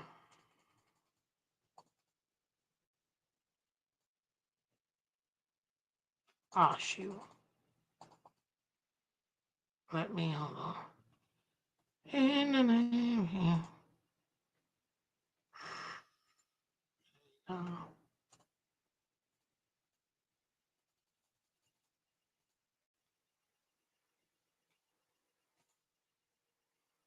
Okay, here we go. This is the 2025 NFL Draft, ladies and gentlemen. This is AKA the Tankathon. Where are we right now? We're 13th. Oh, God, we're just inching away into our perpetual 500ness, our mid, our, our perpetual mid-dumb. Mid-dumb. Like kingdom? Mid-dumb. Where you're picking up 17th, 18th, 19th, 20.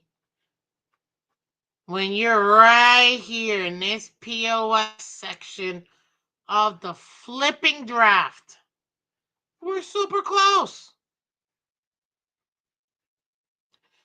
God, I hope we don't end up doing this. At this point, I want to see Nick Needham. At this point, that's one thing I have to give a flat F to Weaver. Why on earth have we not used Nick Needham? The man is a great nose corner, nickel corner. And we can use him in a safety position, which right now, Javon Holland is pissing me off.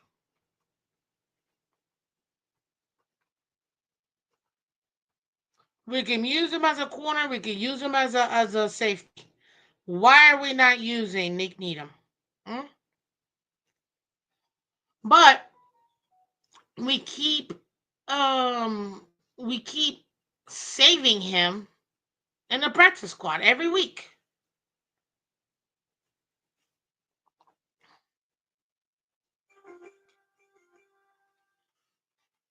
I can't stand it. I give him a flat F for that. Not because I know his mom. Shout out to Mrs. Needham. But because we absolutely need help in that defense, in that secondary. And we have a guy that has experience and to me would be a great addition to this defense. I don't understand why we don't use him. But this is where we are. We're not picking top 10, ladies and gentlemen. So we're stuck again in our perpetual mid-dumb. So if we're gonna do that, we might as well just try to go as far as we possibly can.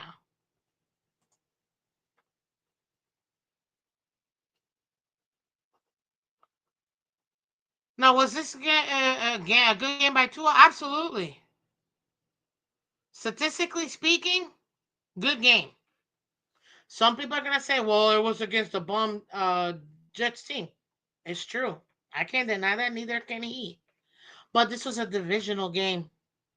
Divisional games are always the hardest. Always.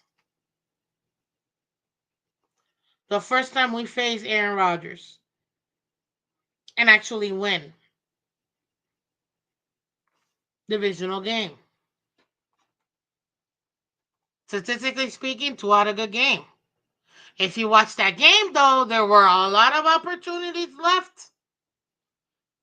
A lot of opportunities, just meat in the bone. Definitely meat in the bone. But for the most part, it didn't cost us too much because we won the game. Had we lost this game, nope. Unacceptable. Because see, for me, I don't care about stats. I don't. Joe Shad of the Palm Beach Post put what did he put? Oh, here it is. On Twitter. Shout out to Joe Shad. How fire is Tua? Tua Tagovailoa is the first player in NFL history to have at least 40 pass attempts, multiple touchdown passes, and no interceptions in 3 consecutive games within a single season. That was awesome. I literally put great achievement. Now let's keep it going for another 4 and have consistency with wins. With wins. I got 11 hearts, yo. Good thing because I had to rewrite it like 4 times because the initial one I wrote was like stats don't matter, win still. Let's keep the winning. Yeah, I definitely glad I changed that. But wins, stats don't matter. Yards don't matter. Points matter. Points equals wins. It is insane to think that a defense is going to stop another team at 0 points or 15 points. That's insane. That would be a historically all-time great defense, and those suckers don't come but heck once a generation. I've I haven't seen a historical defense where you're like, holy smoke, in the last 10 years, 15 years, 20 years, you could, you know what? I'm going to ask you guys. Give me a defense within the last 15 years that you could say, dang, that was a historical defense. I could think of one. The Seahawks with Sherman and I can't even think of the rest. But when Sherman was there with the Seahawks, you could argue that definitely was a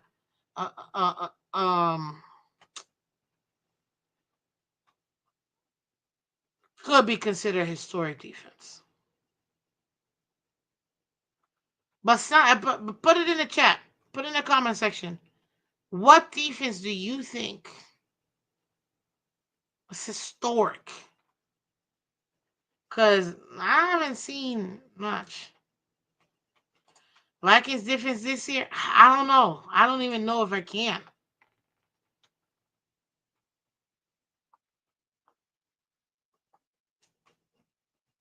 I don't even know if I can say that. I thought Jets defense was number 3. Well, see, I don't care about um it's funny. Let me see where the Jets are at. Oh, there they are. We're both very close in this thing here, but I don't personally care about yards or anything like that. Yards don't matter. Proof of that, we beat the Bills at home. They had over 500 yards of offense. Do you know how hard it is for an offense to have 500 yards of offense and still lose? That game that we played in Miami and we beat them, I will never forget that game. Mwah, love that game. Never forget that game. They had over 500 yards in offense. Their whole offense was there. Their secondary, their defense, they had second and third stringers. We know this. But that offense was completely there. They made what, 15 points?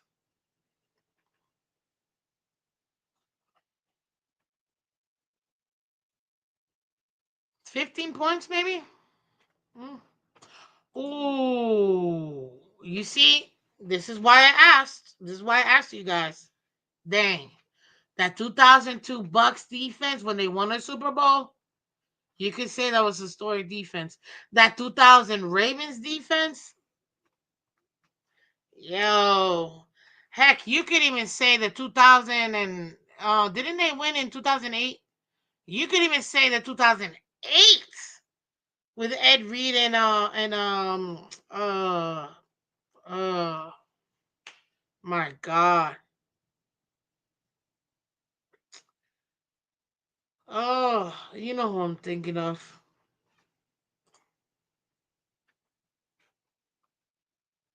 Yeah.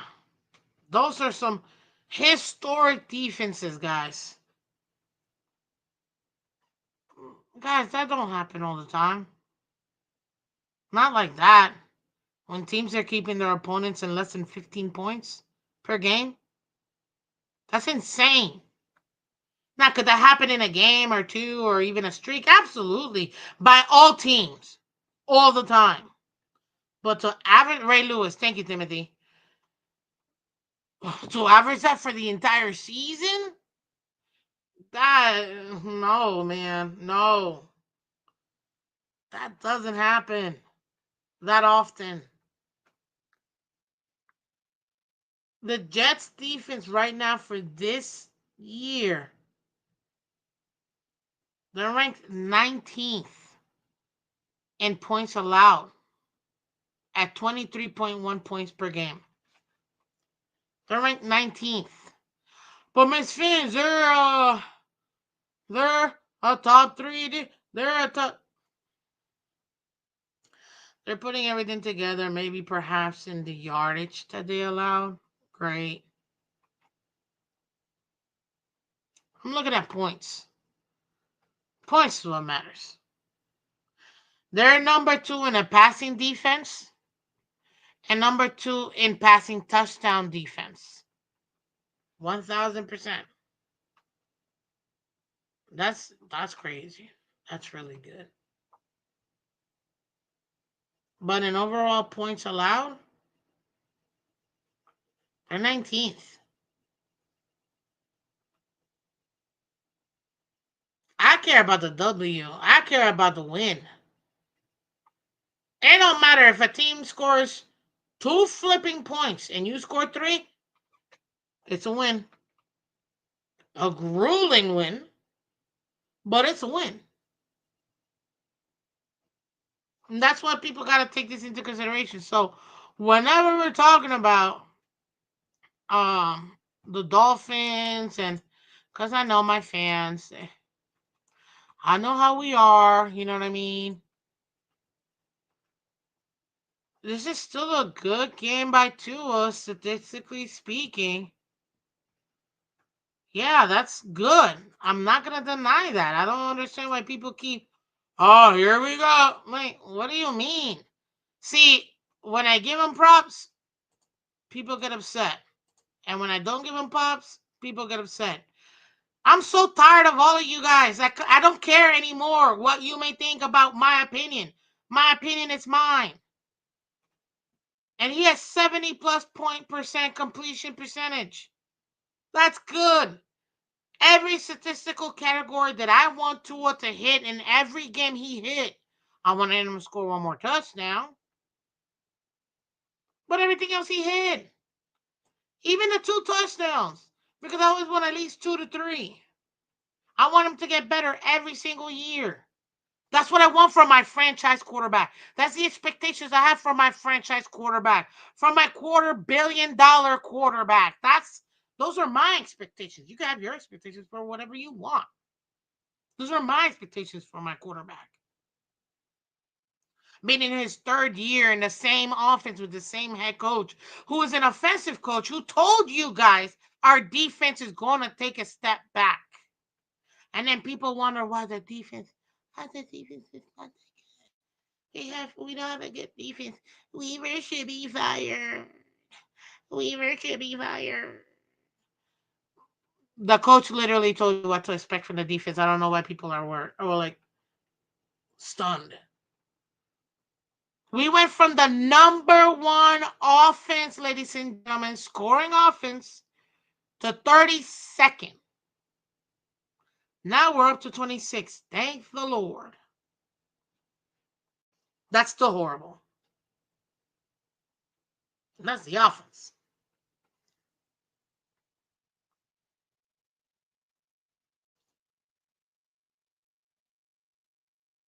What up, Sandy? Hey, how you doing, girl? Man, oh, you know what? What is it? 10, almost 10 over there here. So that means it's almost 7 a.m. Sandy Cheeks from California.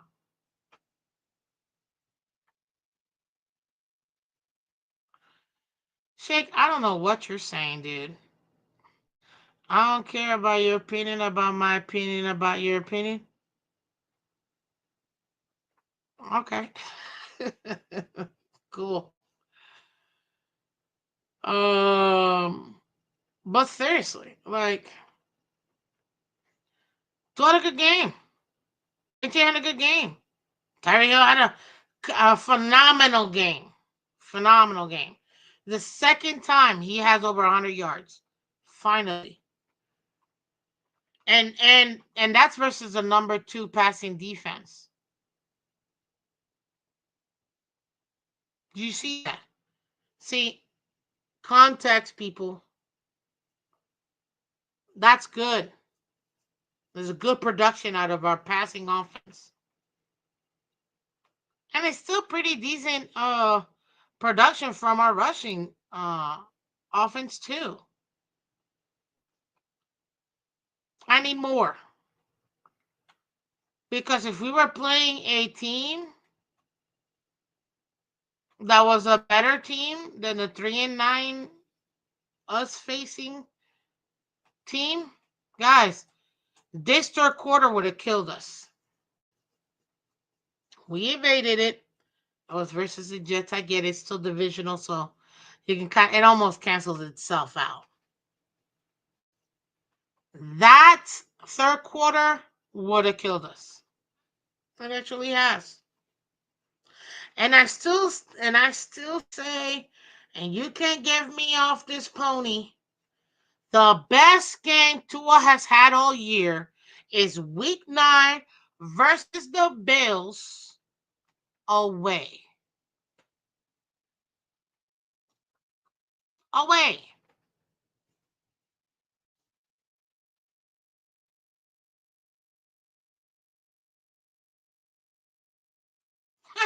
What's so delusional?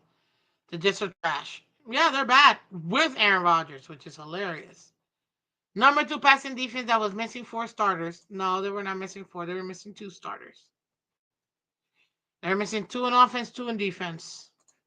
We're a better offense also because we're not forcing the ball to Tyreek. Agree.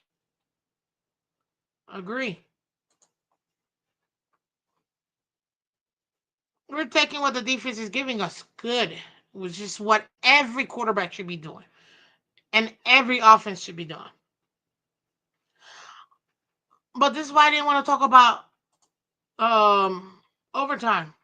Because I wish we would have played overtime all 4 quarters. The way we played that overtime. It was flipping beautiful, man. I just loved it so much. Did you see how my offense went down there? Ah, it was beautiful. It was beautiful. I loved how we played in overtime. We didn't settle for no field goal like 99.9% of the time.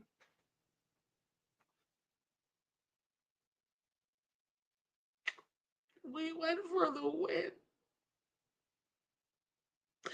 Uh, it was beautiful. It was beautiful. And I really wish that you guys would have seen that too. If you didn't, because holy smokes. That was a great game.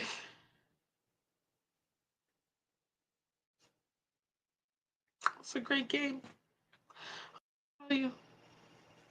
It was a great, great, great overtime play.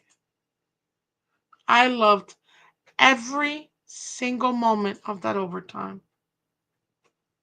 And so mad that my flipping tight end had to tell the dang coach, yo, coach, you want to, like, I don't know, maybe, like, use me in this game? Like, really, McDaniel? And this is why I said this about Johnu. What pissed me off about what Joe Shat said. Oh, actually, no, not him. My apologies. Joe Shat was perfectly fine. Somebody else said something about Johnu Smith. I can't even remember who it was. And they said, "Oh, finally, the Miami Dolphins have a tight end. They can, they can a reliable tight end. Johnu is great, and he also plays for FIU, something like that, right?" You know what? Guess what? That absolutely pissed me off. Because, and I know what you're gonna say. Oh, it's because she loves Get Sexy. Yes, I do love Get Sexy. I'm not even talking about him. How many tight ends have we had that we could have been using for his entire mother flipping career? And this man has been allergic to tight ends. Forget Get Sexy. Even last year with Durham Smythe.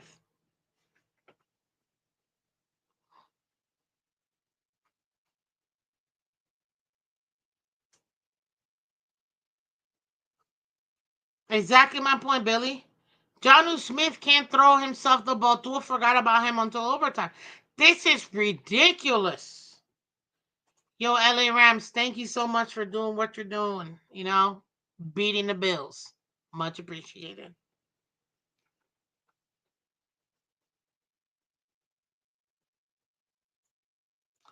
Stop it.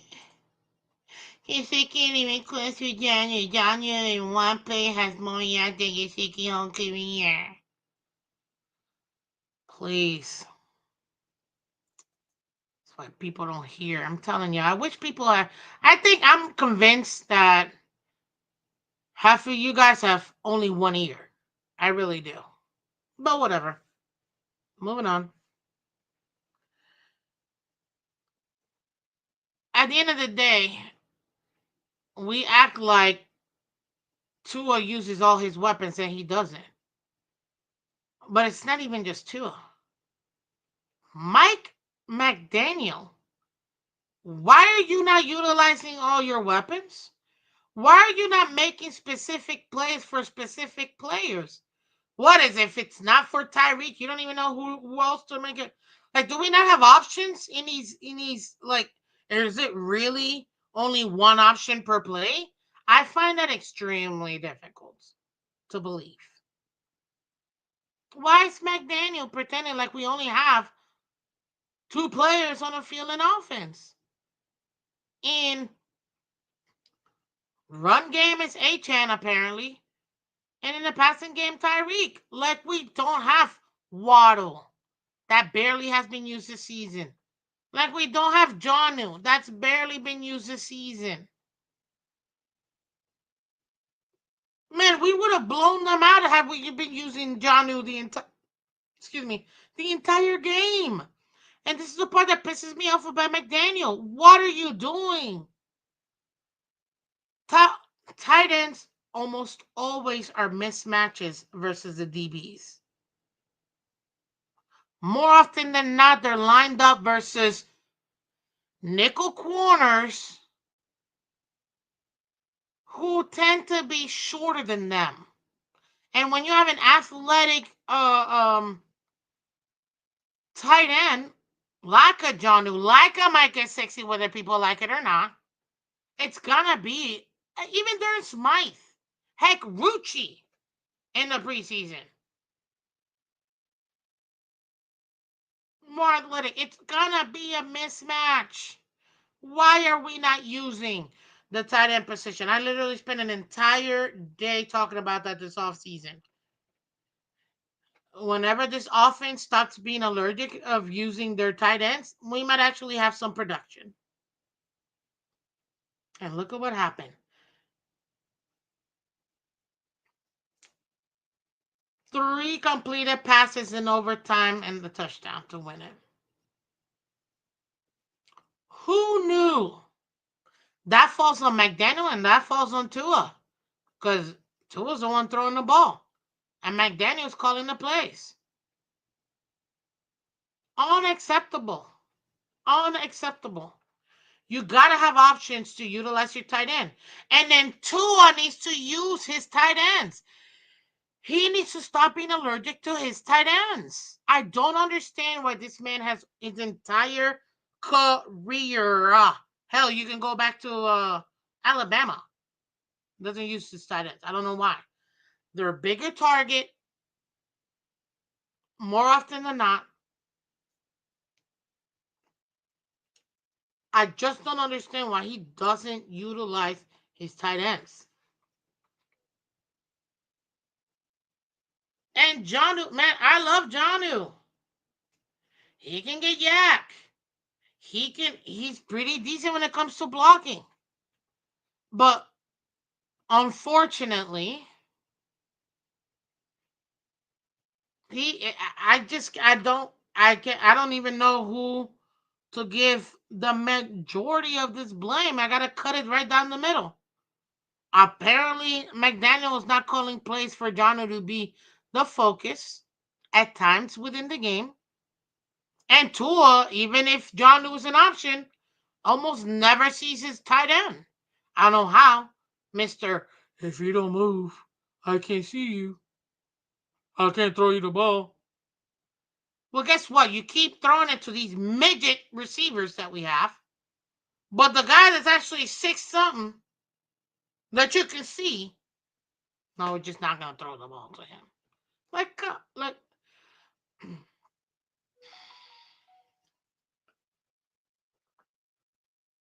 I just can't. Tight end is my favorite offensive position. Not because of Gesicki, because of the versatility that the tight end can provide you within the blocking scheme and the passing game. No other position is like that in the offense. And I love that. I love that.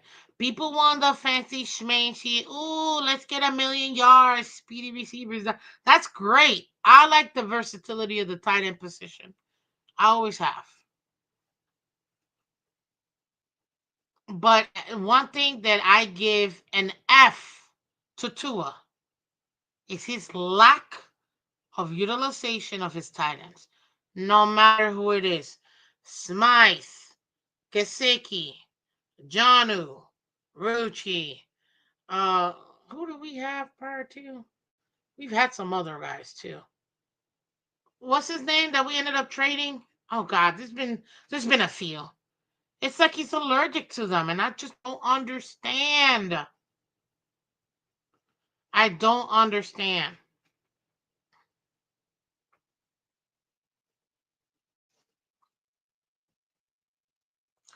Tua has been using his tight end more now than ever.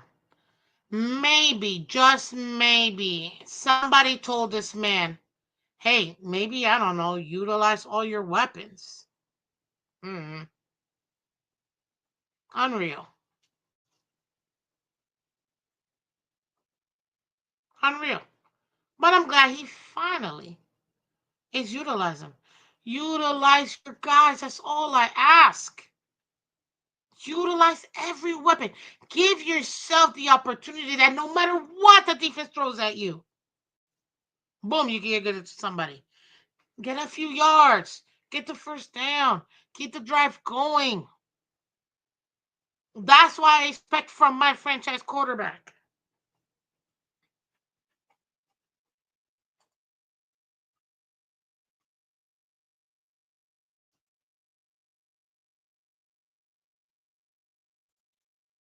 This Tua talk should not be had until next week. Critique to a free week. Why? because he won. I don't understand this.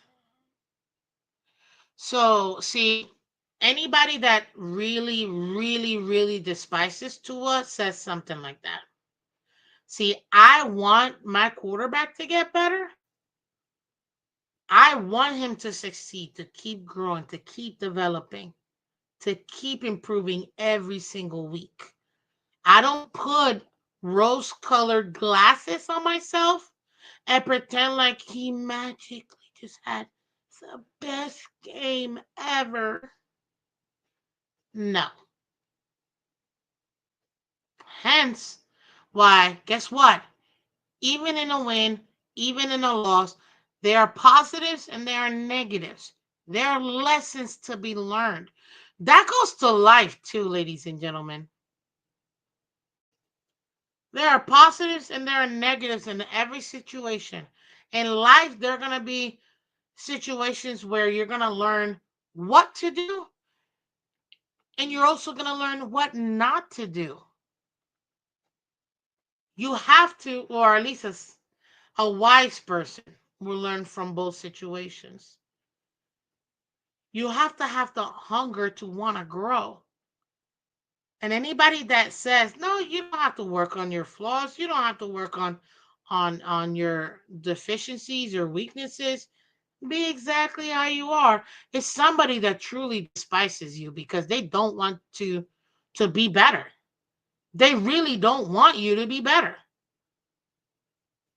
And I'm not like that. I want everybody to progress. I want this entire team to make that push to be better. So that way, we can one day be 12-1 like the Lions and have a phenomenal defense paired with an awesome offense and have an opportunity to win our division and to be deep in the playoffs. Maybe even make the AFC championship and hopefully one day make that Super Bowl and win it. That's what I want. So I'm always going to focus on, okay, what can we do to get better? This is what we did great. Fourth quarter comeback, I said on Monday. Check by Tua. Overtime comeback. I cried. I was so happy. Check. You were not there. You don't know what it was like to be in that stadium. I enjoyed every single moment of that game. Well, not every single moment, I'm lying. Of that overtime? Oh, heck yeah, I did. Oh, yeah, I did. Miss Fins, 2 or 3 straight 300-yard games. Great. I'm going to see that. I'm going to need to see that 4 more times and get 4 more wins. I'm going to tell you, like I told everybody else, I don't care about stats. I care about wins. Points get me wins. Can you give me 4 touchdowns for each game for the next 4 games? No interceptions, 300 plus yards? Oh, Miss Fans, you want the impossible. No, because see, unlike you, I recognize that my quarterback, if he wants to drop 6 TDs, he can in a single game. See, I wish people had the conviction I do with my quarterback. The thing is, I know he has the skill to do this. He's super inconsistent.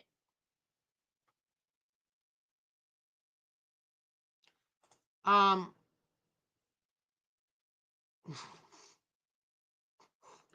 Billy, what do you mean by shook on Sunday? I really don't know what you're saying here. I don't know what you're saying here. Please enlighten us. Tell us what you mean by shook. Okay? I'd love to know what you mean by shook. Seriously. I'd love to know. Our defense is gonna show up. Yeah, I agree. Stressing over the Jets, of course, it's a divisional game. How many times do I have to say that? It's a divisional game. They're never easy. Ask the Patriots. Ask Tom Brady. Tua can accomplish Sunday against the what? Tua can accomplish Sunday against Buffalo. What do you mean? Tua has already beaten Buffalo. There's one time in the heat. Is it not a win? That same year, we almost beat them again. Away in the cold, in the snow.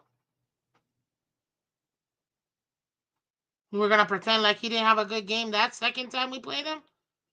Because I remember that game. It just wasn't enough. We needed more.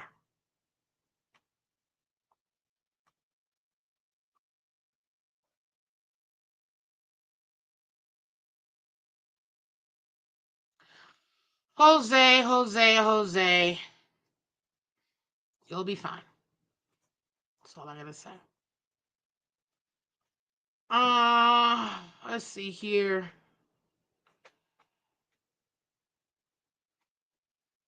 You know what, CB83? What you say this? Our defense is gonna show up. That'll be the difference. Shout out to CB. Go check him out. Go subscribe to his channel. Awesome, awesome, awesome content. Um, what do you mean by that? That our defense is gonna show up? What does that mean to you, sir? Huh? What does that mean to you? What does it mean for our defense to show up? Hmm? I'd love to know. What does that mean to you?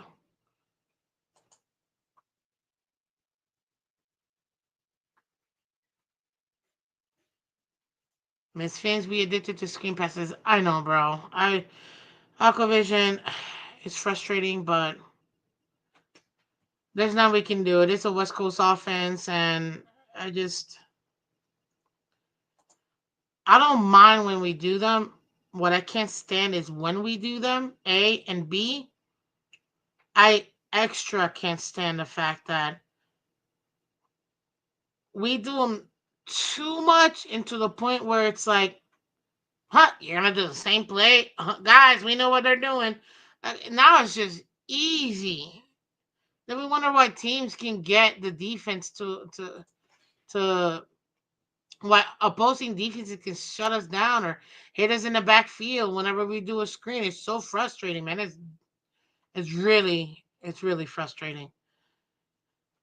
CB, I'm still waiting on your response, sir.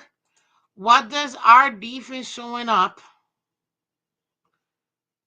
mean to you? Misfits going at the Wolfpack. I don't know what that means. You still answer the question, sir. I want to know what this means to you. I just know, what does that look like? The defense showing up. Please, please, please.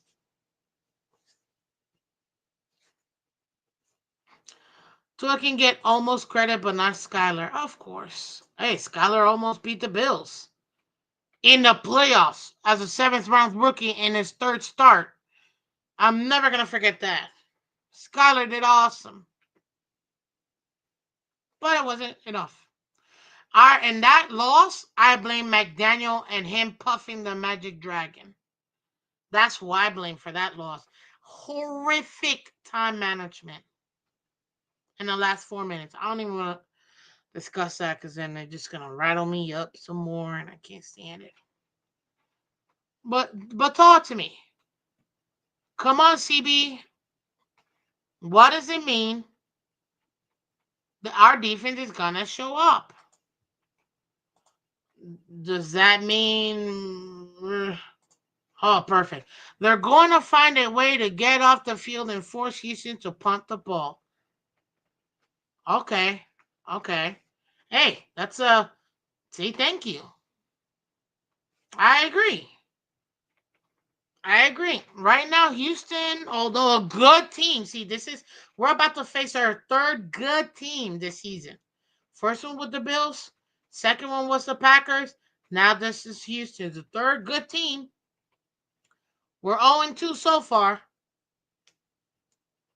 Let's see if we can get one win and be 1-2. You know what I mean? But getting off the field, forcing Houston to punt the ball, that's them showing up. Okay,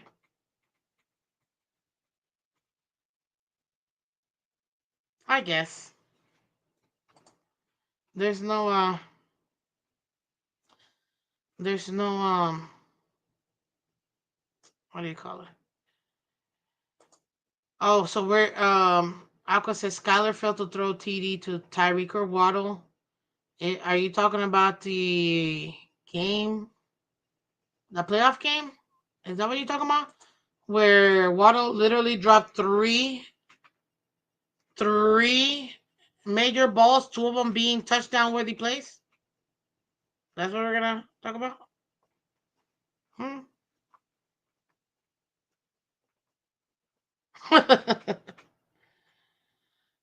Mixon Collins, our defense has to play well.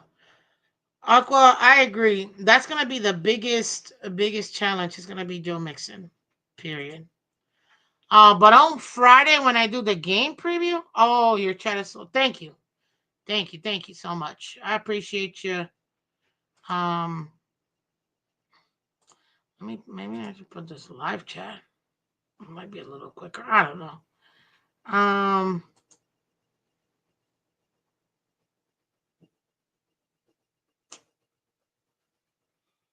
when I do the game preview, I'm gonna break down the matchups like I always do. I'm gonna show you where their offense ranks, where their defense ranks, where our offense ranks, where our defense ranks, the matchup between our offense and their defense, the matchup between their offense and our defense, because that's truly it. You know, our offense will never go up against another offense. They go up against an opposing defense. What they do, they still are competitive versus each other because you have to match what the opposing offense is doing.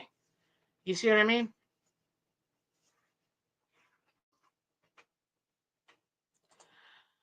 Miss Vince, I remember a lot of people saying Tyreek makes Tua. How come he didn't make Brissett, Skylar Huntley, etc.? Because Tyreek is a bum. There you go. I don't know what else to say. Tyreek only wants to play with the divas. That's it. And he's a bum in this instance. He doesn't show up for any backup quarterback, only the starting quarterback. There you go. Take that with what you will. Um,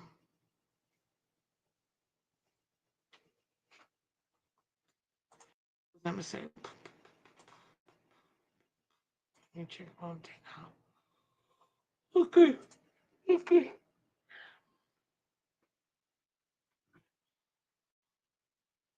Oh. Uh,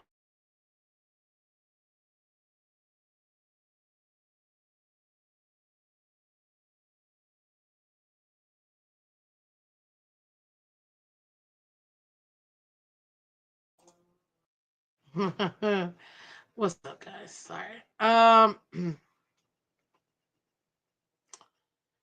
Yeah. Yeah, if you don't show up for other quarterbacks, I don't know what to tell you. That means you're literally not showing up for other quarterbacks. I don't know what to say. But ladies and gentlemen, that's the Jets Dolphins. I'm not gonna talk about the next game. The Jets have let me look at their schedule real quick. The Jets are facing the Jaguars at 1 o'clock on Fox this Sunday. The Dolphins are facing the Houston Texans at 1 o'clock this Sunday. So those are the next games coming up for both teams. So those are going to be very interesting games. Um, Texans are Buffalo South. I don't know. I wouldn't say that, but maybe. I guess we got to see what the Texans end up doing. It's going to be a very interesting game. I can't wait to break down both teams between us and the Texans for this game coming up. Last thing before we go, obviously, I hit you up with the standing, ladies and gentlemen. Obviously, Buffalo clinches the division and the playoff game. Miami's still in the hunt, ladies and gentlemen. Let me go to the playoffs because that's all that matters right now. Kansas City, as you can see, still number one.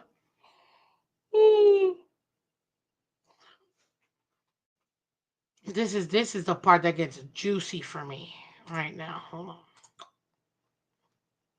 You've got Kansas City here, right? You got Buffalo. You got Pittsburgh. You got Houston. Ladies and gentlemen, it looks like Pittsburgh is might be running away with this division. Nobody, and I literally mean nobody, nobody, literally not one human alive had Pittsburgh winning this division. Unless you're like a Steelers fan and ooh, right? But mm, Pittsburgh has a tough schedule coming up in these last 4 weeks. Baltimore also has a tough schedule in this last 4 weeks. These are not going to be an easy stretch for either of these two teams. Okay? The LA Chargers also have semi-hard schedule coming up, and so do the Denver Broncos. Now, technically, which I know they say that technically Cincinnati is not how do you say, Cincinnati is technically not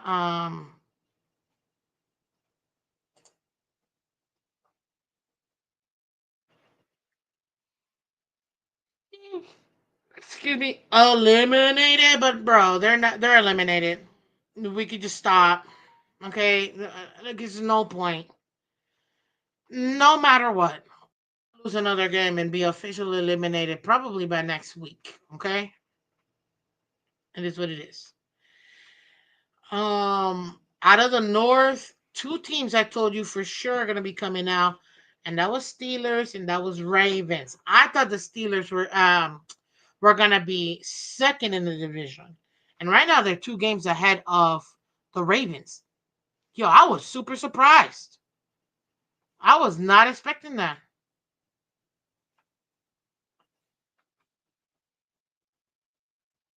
I was surprised. I'm not gonna lie. I was not expecting Pittsburgh to be 2 whole games ahead of the Ravens. The Ravens have faltered a little bit, but I think they'll pick it up. With the way that it's looking, I thought Ravens were gonna own the division. It could be Pittsburgh that ends up doing it. Okay. Now, oh,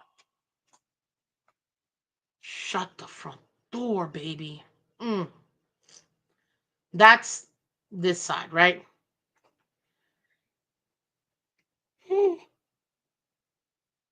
Sorry, scusi. Out of the South, we already know only Texans were gonna make it. I don't want to hear nothing and nobody talking to me about no Colts. Please get out of here. Okay? Just stop. And then we got obviously the West. This is where we have the problem. The West has 3 teams. They've got everybody knew Kansas City.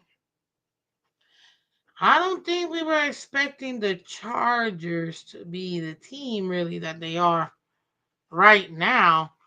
And nobody predicted that with Bo Nix, Denver would also be this good. I mean, they're rattling off, ladies and gentlemen, win after win after win after win. If I'm not mistaken, I think they're like on a 3 or 4 game win streak. Or no, I think they might have lost the last one. What up? We should have a game at Real Madrid Stadium. Cali Fin fan, from what I'm hearing, the next year's game that we have away, which is technically our international, it'll be our home game. It more than likely is going to be in Spain, probably Barcelona. So We'll see. I don't know if it'll be in Madrid, probably Barcelona. If that's the case, I may have to go. I may have to go to that game because no offense to like Germany or anything like that, but it's Spain. So, yeah.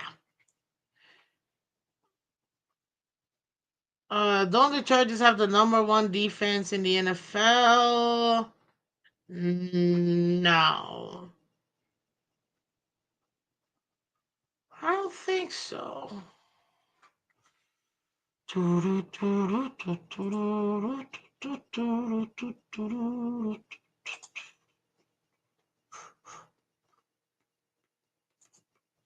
No, I don't think so.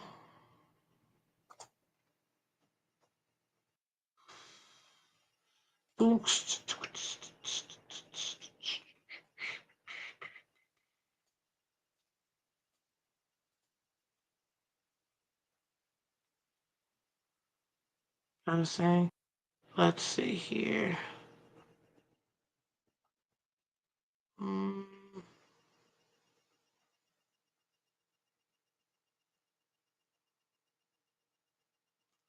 points allowed. Ah, these losers. Yeah, I don't know. They're. I know. I think they're Lions are up there. Vikings are up there. Broncos are up there. I think Broncos have the number one. And Chargers are up there too.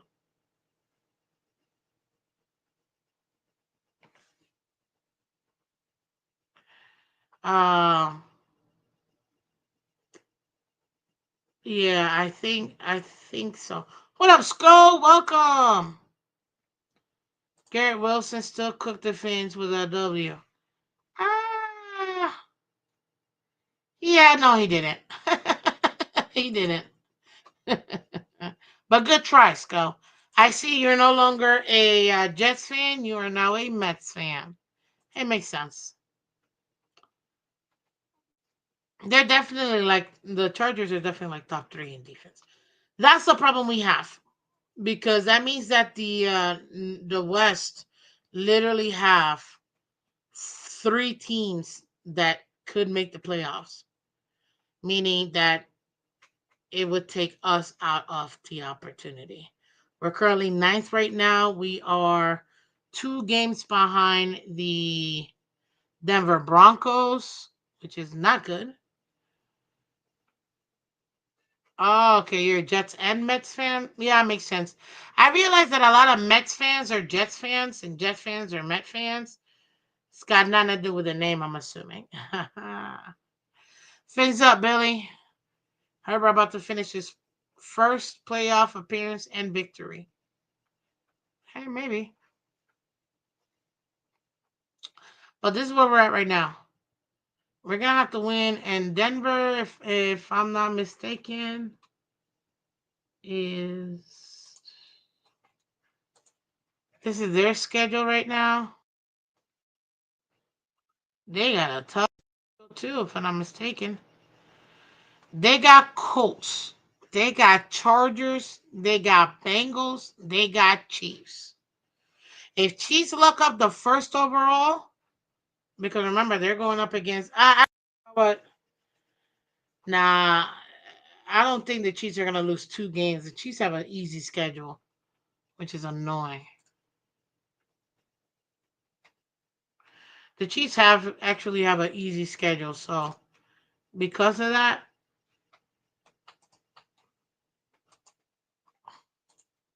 let's see here.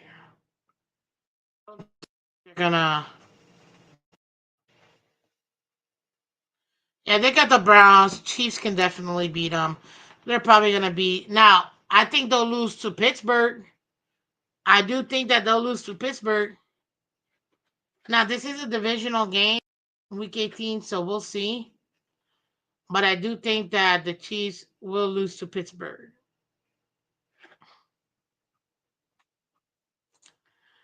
Denver though is gonna be a tough game. They might be able to because against it is a divisional game. They got two more divisional games coming up. They got three tough games. The Colts, nah, they're probably gonna beat the Colts if I'm gonna be honest with you. Which will make them three games ahead of us if we don't win versus the We're done if we don't win versus the Texans. Period. But the Chargers right now, I'm not even worried about the Chargers. I think the Chargers, they're in. They're gonna win out, in my opinion, and they're probably not gonna have a problem being that second team in their division in the West besides the Chiefs. It all depends whether they're gonna end up being the fifth seed or the sixth seed. That's the difference. I think they pretty much are a lock to be in.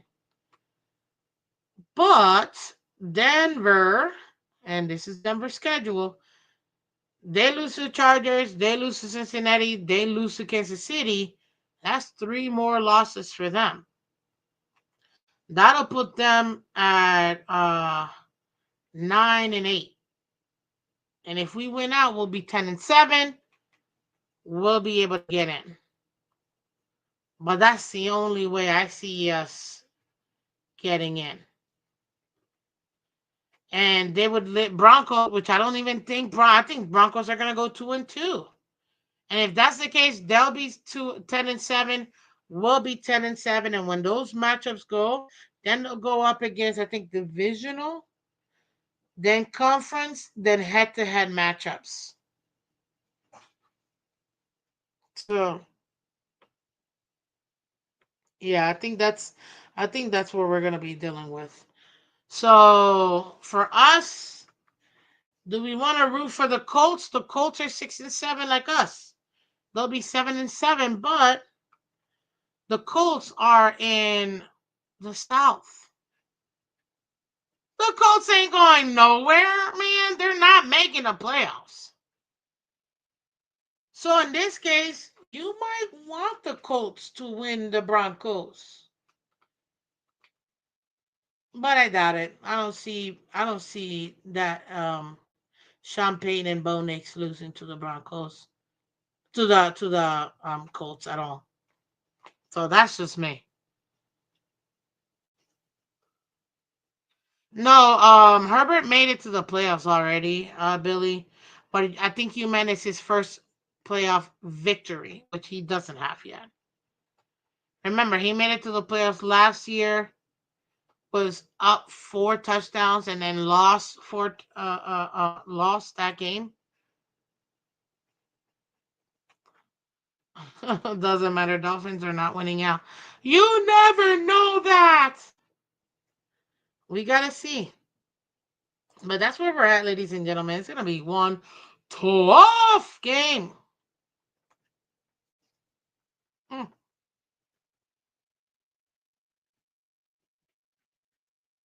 whatever. It's gonna be one tough game. I don't foresee us doing. It's gonna be very tough for us to be able to do it. We got the Texans. We've got the Niners. We've got the Browns away, and we've got Jets at home away too. We got three away games in Texans, Browns, and Jets. The last home game is going to be the Niners, and that game's still going to be tough, even if.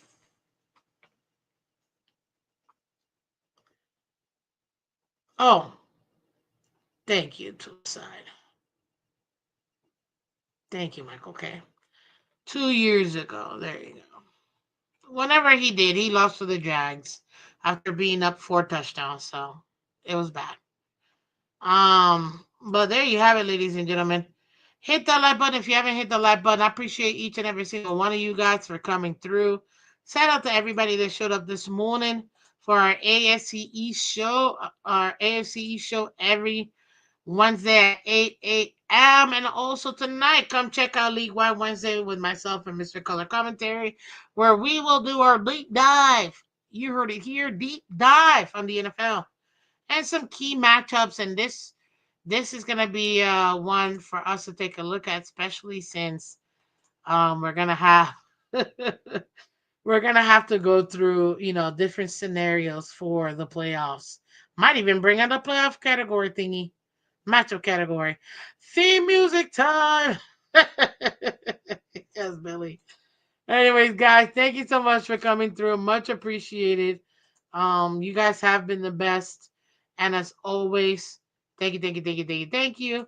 And I will see you tonight on League Wednesday. Bye bye.